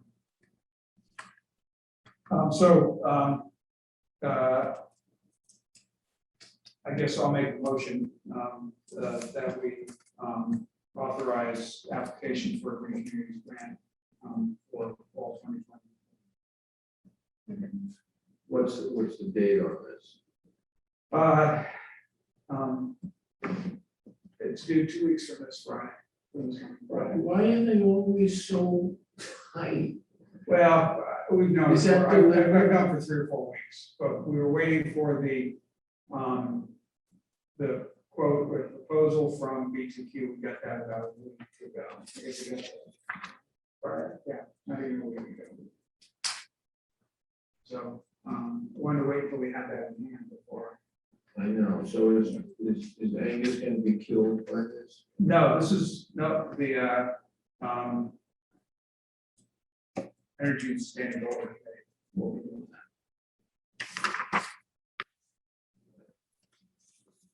I think that's where it's fairly clean. Very much, Yeah, yeah, yeah. oh, yeah. Yeah. Yeah, and a little snafu with the closeout of the last one, Yeah, just with the day of, but, right, you know, it worked. yeah. Yeah, fine, I got a little too tight there. It all got done. I knew there was a backstory to that.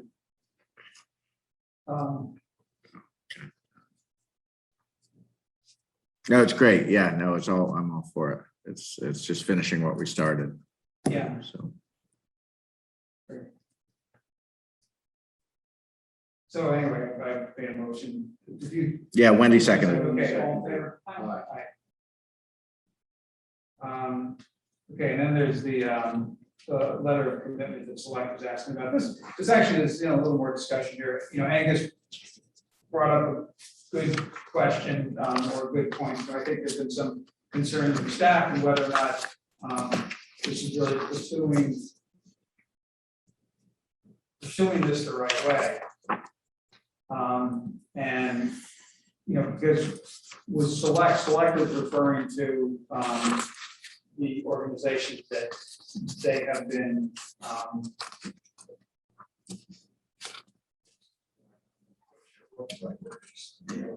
underwritten by or supported by Power Options. And Power Options operates under the Mass General law that was referred to in the presentation from Select. So chapter 164, section 157. I'm sure we all know exactly what that is. I happen to have looked it up and read it. And I do understand how this is covered. But what it does is it allows communities for certain types of energy requirements to go without a bid. But they need to be things that have been pre-qualified by the state. So that we know, they know that pricing is, basically the margins are controlled on the pricing, and so it's fair pricing. And I think there are quality standards. They don't outline how they handle the quality standards, but that's part of what Power Options does. But it's a legitimate question. Is this a good way to do things or not? And so I spoke with somebody today from a company called Cadmus. They've reached out to us because it's currently another grant program for developing RFPs, about helping municipalities pursue different energy related programs. And so they reached out to us. They sent something to Mike McCarron, which Jim got, and I'd also got the same info. So I contacted the attorney there who had reached out and talked today and, you know, explained that we're kind of where we were right now. And she was familiar with Select and with Power Options, and, you know, she acceded that, well, yeah, that's, you know, we know other people done that, that's a legitimate way to go. And in fact, you know, that she put it, my boss probably would want me to, want me to be saying this to you, but you're probably just fine, you know, that's probably a good way to go. That's, you know, contrary to our best business interest, but, you know, that's a legitimate way for you to go. So, hopefully we'll get some feedback from, KP Law as well, to their perspective. But, you know, my, you know, I'm pretty much 80% confident that this proposal that we've received is equivalent to, you know, as good as something we're gonna get from somebody if we go through the would it be an Angus? RFQ. Okay, RFQ process. Well, are there other vendors that are their competitors? Well, no, Power Options, I believe, only qualifies one company to do each segment of their business. So there are multiple other competitors who would, you know, love to build solar here. And the question is, would we benefit at all from going through the process of putting together an RFQ and soliciting bids and evaluating all those bids and, you know, considering the options that are presented and you know, do we gain anything, you know, whether it's financial or performance. Certainly from the time standpoint, from an effort standpoint, we spend a tremendous amount of work. And One, we talked to 3 or 4 other municipalities that have worked with these people in the same situation. that's the plan. Yeah, that's. Because didn't they say they've done like 50? or- Yeah, oh, yeah, they've done, they say they've done a bunch of them. Yeah, I mean, I feel like if they're pre-qualified, you know, if there's any. They just, they know these companies done it. Exactly, right. And quite honestly, we probably, you know, we might, in some way, we might lose at an opportunity cost. Yeah, So what's the timeframe for the letter of commitment? There's not a- there is no hard deadline. I mean, they were hoping, you know, when we talked about it at, you know, I think we touched on that at the meeting where they did the presentation. Yeah. And we talked about this meeting as a possible time where that letter of commitment would be signed. You know, I think at the moment, you know, today we're discussing it and Archie, your point's well taken, right? You know, we can reach out to other communities and help to request names of some other communities from Select. Yeah, it's like asking for a reference. Exactly, yeah, no, exactly. I am also interested in, you know, KP Law's perspective on it. So should that's refer name an attorney to Angus, who I think we're hoping to hear back from at this point. The attorney there who deals with solar, municipal solar projects. And Rick Holland is the name.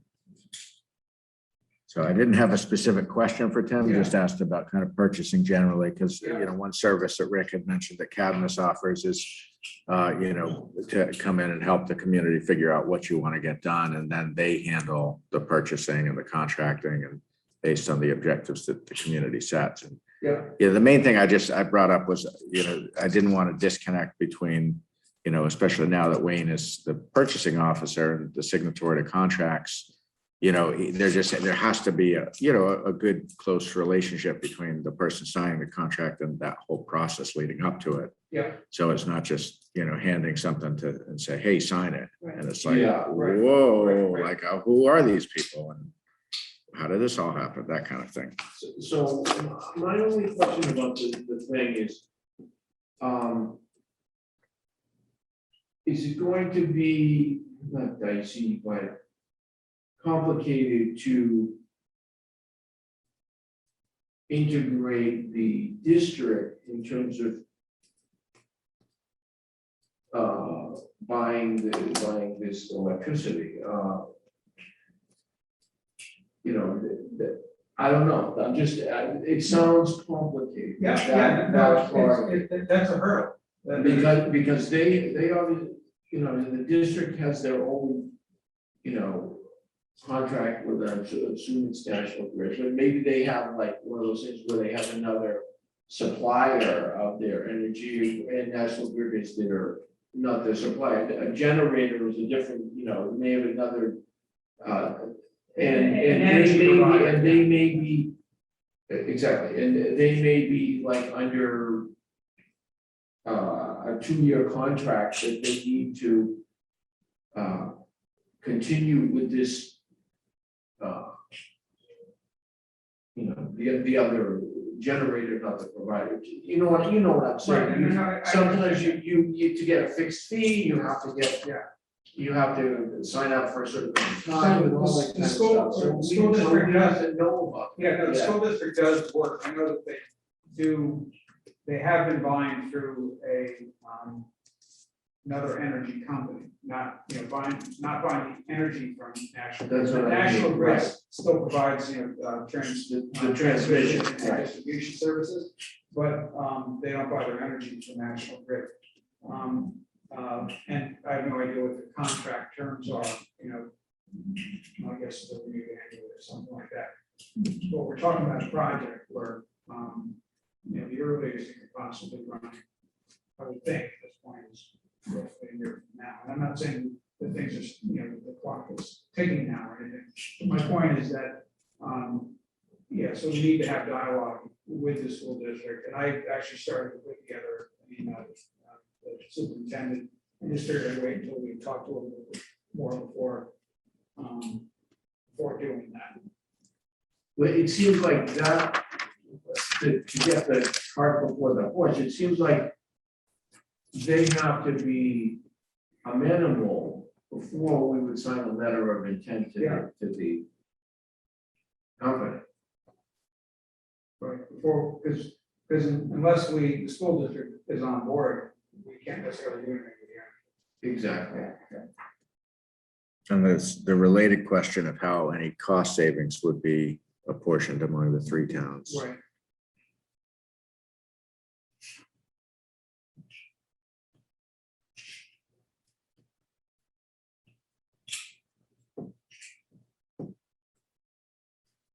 Yeah, we need to, I think there's more than one way to do it, but we need to figure out what would be the best way for us to monetize the value of the energy.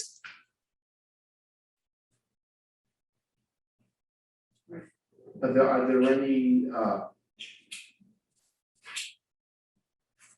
site issues? So that was one of the, in other words, the land that was, like, is that part of the land that was, forget the name of that property, but Mingo, is that part of the Mingo property, or was that already connected to the base? I don't know, that's a good question, I'm not sure. That's where the ski area was. Exactly, So I'm guessing the ski area, wasn't that operated by the town. Oh, it was operated by the I town. think, Okay, yeah. I was thinking it's been operated by the, by the church, but I don't know why I think, you might, Oh, it might, no, you may be right, I'm just trying to think, like, if the proposed area was on the Mingo property, do we have any restrictions on the usage of that? play devil's advocate, Yeah, I don't think we do, but the that land is under the purview of the conservation commission, the Mingo property. And so how far does that go? I mean, the Yeah. field, how, yeah, I mean, because the current solar field, that's down. right, yeah. Well, I'm sure you've looked into it. whether this is- Oh, it is on town property, oh, it's definitely on town So property. then why yeah. would the page school, that's because they're acting as a conveyance Um, of power? Yeah, because the way to, so, part of what you have to do is work with, the, current incentive programs. And, we would see the greatest incentive, essentially, I'll say the greatest incentive by bringing the power in, behind the meter, at a, publicly servicing facility, which would be the school. And the current solar field, that's just going directly to, It goes directly to national grid, and then the power is net, what's called virtually net metered to town accounts. we couldn't connect the power from that to the current. From the new one to the current? Yeah. No. Yeah, it's a lot more complicated than that. Oh, that's what I was wondering, when you. Oh, I feel so bad. If you want someone longer. This is not my fault. No, everybody asks that. Okay. It's like, I have cameras on my roof, but that's That's already right on there.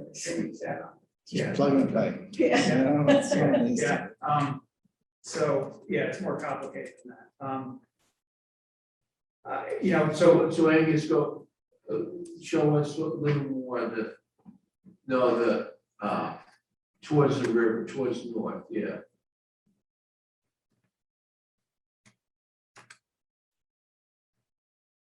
Okay, so that's not that's not. Okay, so that's all under the same ownership as what's currently there. Right, but that's not the Mingo property. Yeah. That would be right there, Yeah. Yeah, okay. Okay, so can you click back on the first property again? It just says, so that all, this is the page full I parcel. don't think I realized it went all the way down to the river. Yeah, but I think the page full lease doesn't cover the entire page full parcel.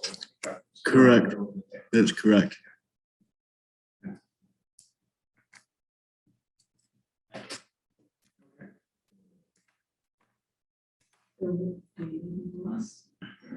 No, not at this point. I'll try to get some feedback from other municipalities. It would be interesting if you could speak to a school district that has participated in this, just to get a sense of how. Yeah, well, I mean, when you say a school district, we have a unique situation where there may be other school districts, but it might have been on their land. But in this case, it would be a, system that would be on the land owned by the municipality. And yet the power is going to a building that is owned by the municipality, but leased by the school district. That's very unusual. Yeah. I just remember seeing something about their experience with other schools, but. So nobody else.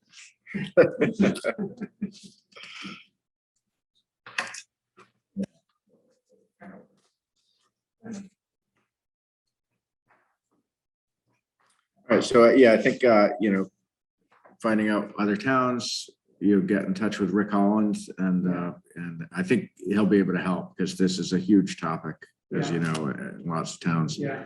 And So. and then I think engaging with the school more directly, because I did talk to Justin, 6 weeks ago, Yeah. right when this first came up, to give him a heads up, as you and I talked about at the time.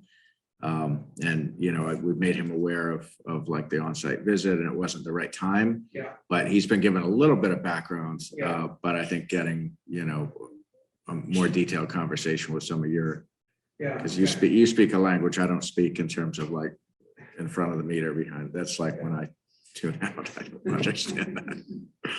So.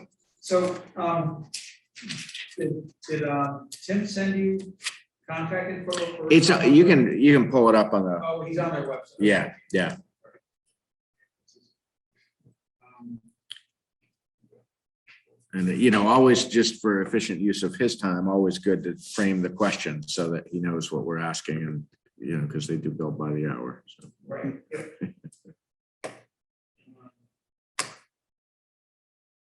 But I'm sure he'd be happy to spend, 15 or 20 minutes just kind of talking generally about how towns go about Yeah. getting these things done and how to enter into agreements. Okay. The updated FY22 schedule for recognition of holiday days. So the main reason this is before you is just to formalize, you had already voted to add Juneteenth, so this just would kind of recognize that as set out, that would be recognized on Monday, June 20th of next year.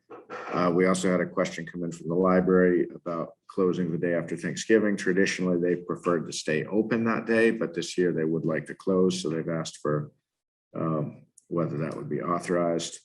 The other item, which I want to point out, is with both Christmas and New Year's falling on a Saturday.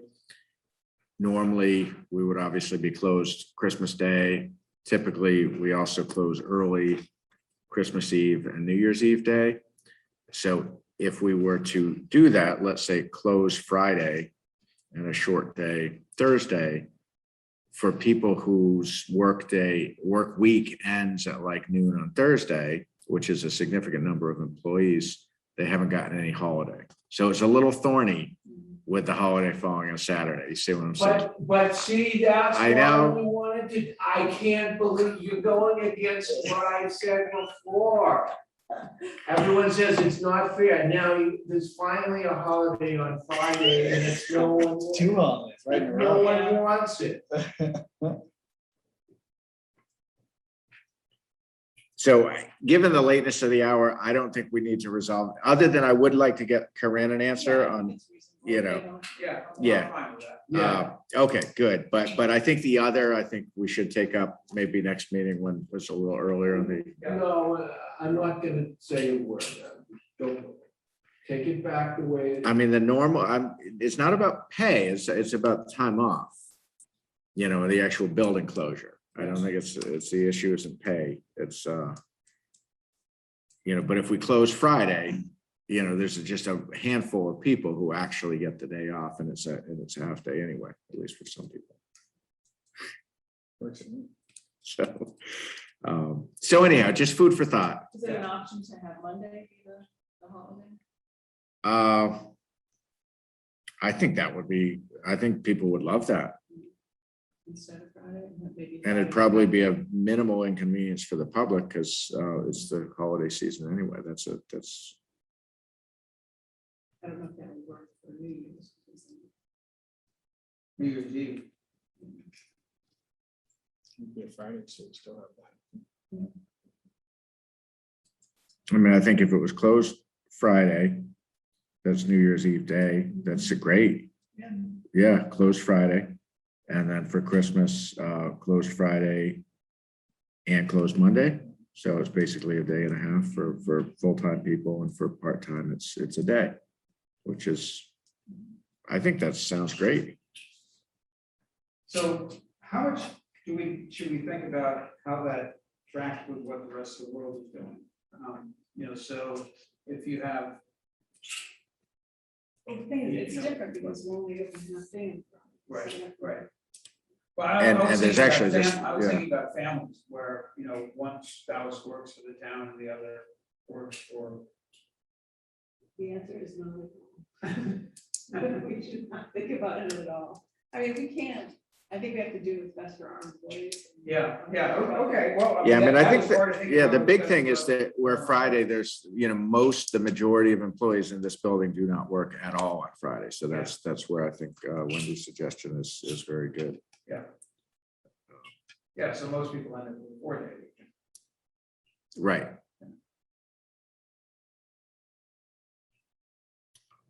So do we need to vote on this?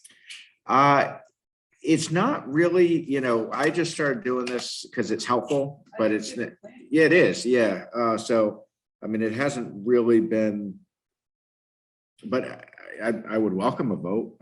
So that Christmas, there'd be an authorized closure on Friday, the 24th and Monday, the 27th.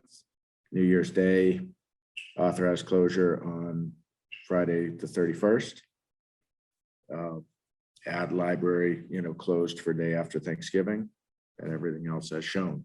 And so that means library staff that are scheduled to work on Friday are paid. Correct.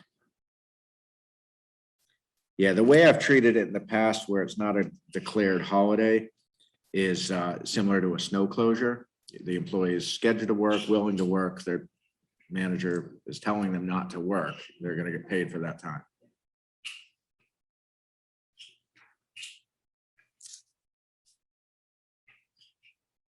Do we want to vote on this? Okay, so that's with the Monday holiday following Christmas and, The only change that's here. right, Yep. yeah. No, that's good. You're right, most people don't work Friday anyway, so. Yeah, when I was referring to like families, I mean, but. I'm getting. Yes, we all are. You want families to be able to do their thing, whatever they do together, Right. for the long holiday weekend. I mean, you are, by putting Juneteenth on a Monday, you are being more generous than the state is recognizing it on Sunday next year. So as long as you're knowingly doing that, I don't think you have any complaints from staff, but it is a kind of above and beyond.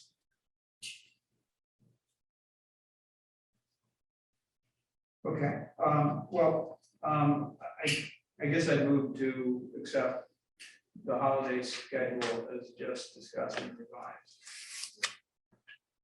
Great. All there.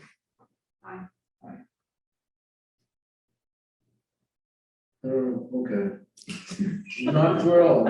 I don't see why you need Friday before New Year's Eve off, but you say no one works there, so. Well, there's just a handful, maybe 5 or 6 of us who are scheduled to work on a Friday. So if it's, and we would normally, anyhow, you normally have New Year's Day off, and New Year's Day is a Saturday. So it's just so there's, So you're getting the Monday off, that's. No, you're not. No. No, it's just. Just for Christmas. Just for Christmas. Oh, okay. I thought Yeah. you were doing the same thing. No, for New Year's, too. No, I think we'd probably have a meeting on Monday, the 3rd. Okay. We then- often start the year okay, with- then that's yeah. totally off. Yeah. So like, progress us to an I instead of an ORI.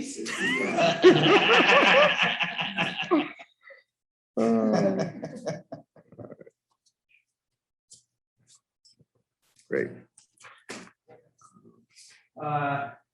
All right, meeting schedule for the balance of the calendar year. Yeah, Jenny had suggested this just with the Thanksgiving holiday, and just basically trying to avoid the holiday weeks. So the suggestion is to, skip the meeting on the 29th, bring the 2 December meetings a week earlier. And, knowing us, we're probably going to throw in, we've already added an extra meeting to this. There might even be more before the end of the year. But in terms of the regular meeting schedule, I think the suggestion was to basically work around the holidays a little bit better. So I thought it sounded good. Moves away from Christmas. Exactly. Yeah. So Angus, do you have a set of dates there that you're looking at right now? Yeah. So It's you're this. working with these dates right here. No. Yes, exactly. Yeah. So what would normally be the 29th wouldn't happen. There would instead be meetings on December 6th and December 20th.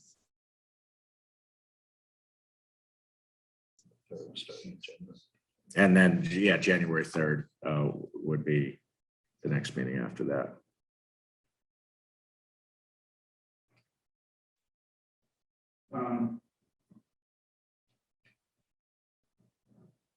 Okay. I'm gonna take a leap of faith and and do some 2-week increments out into like February, because Yeah, I'm gonna probably take off for a week sometime. yeah, I think it would be it would go to every other week from January 3rd on. So it works out the election as well, because it would skip the election, because otherwise it will line up with a selection. Okay, So instead it would be the 25th of April and the 9th of May. Okay. skipping The first Monday. uh-huh, good. So you, Jim, looking at that, you're coming up with select board meetings the 25th of April. Yeah, just looking, like really panning it out. I It would, it would actually work out really well because the election would be held on the first Monday of May, the second. Yeah. And then you have the select board meetings prior to, so the last, then the new term. Yeah. And then the first one. Yeah, okay.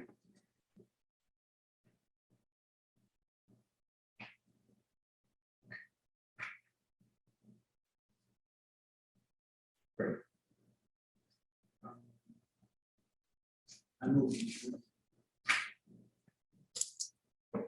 Yeah, we're on cover. Oh, yeah. What about all of town manager updates? I mean, it all is in writing and kind of speaks for itself if there's, Yeah. Section. I mean, just to run through them briefly, audit, knock on wood, seemed to go really, really well. The team, everyone, Stephanie in particular, but really a lot of people really pushed hard. I mean, normally the audit's not for another 4 weeks later. Yeah. And we were totally prepared. We had everything. It's just, we got a good team now. It's really good. So we got the draft financials either over the weekend or this morning. We expect to have the draft management letter by the end of this week. And so we could be in a position to invite Tony in to present the audit as early as, the second half of October, or certainly into November. It's going to really be up to you of when you want it scheduled. Yeah. So yeah, we're way ahead. We'll see what the management letter has. Sometimes it has, issues, but in general, it was very, very positive. Very positive. So that was great. About the free cash certification, that's also way, way ahead of schedule. Yeah, that's great. The OPEB shows us back in the black.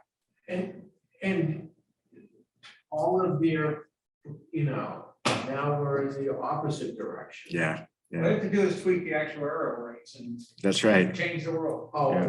that too, but also there was the huge market downturn with COVID, and then the spring and summer of 20 it reversed, so our return was like 20%. Even getting that OPEB report, by the first week of September, required getting certain information to the actuary the first week of July that couldn't be provided until after July 1st, because it's all about the prior year payroll. So until you have the complete numbers, you can't do it. So you may remember early July, we were really pressing to get the actuary all the stuff they needed, because it took them about 8 weeks to turn around their report. So it just, the timely, everything really, people worked really hard and got it done. Jim, did some updated forms and fees. Do you want to speak to that at all? Just briefly, Christine has done a tremendous job in the office, and she actually completely redid our business certificate, so it's 3 pages instead of like 6, which only helps the residents. I do want to update a fee schedule and have you guys vote on it. Not a fee schedule, but a fee restructure, as it were, because some places it says business certificates are $25. Some places it says 60. So I just want to have a final, this is what the prices are going to be, and we can do that with all vital records as well. The only one that's in bylaw is dog fees. Everything else is just different things. So I wanted to kind of have a uniform policy on what our fees will be. And with business certificates, residents, it'll just help them out moving in the future if there's only 3 pages they have to fill out. It's very simple. Great. So then will you come up with the fee schedule? Absolutely. Yeah, and I'll present that to you guys. A formal vote. Yeah, we've talked about, other towns we've worked in, there's kind of typically an annual review of all fees. Yeah. And that's, I think, a good practice to get into that hasn't really happened regularly here, so. Fix that needs to be updated or. I don't think we've looked at that since I've been the selectman. Yeah, I mean, you guys did the building permit fees, a couple of years ago. And the usage fees for the building. Yeah, so it's been kind of piecemeal. There have been some that have been looked at, But not what you're talking about, no. Next one speaks for itself. I think we're now with the new full-time staffing in the clerk's office. And I say that for two reasons, not just the assistant clerk being essentially full-time hours, but also the clerk, Jim, being able to devote full-time attention to the clerk responsibilities. We're seeing, really significant improvement in some areas. So this is one area with the proactive outreach to get all those certifications, acknowledgements done. So I think the office is doing a great job with those things. And item T, I'll skip over. We talked about stormwater already. So and we already have a number of items for a future agenda.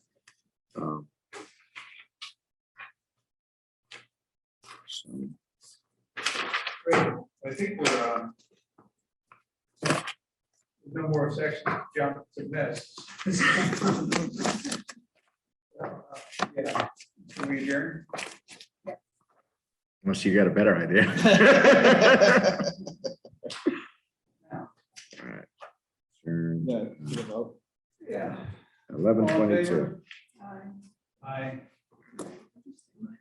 Great, thanks. Circle. Oh. 11:22.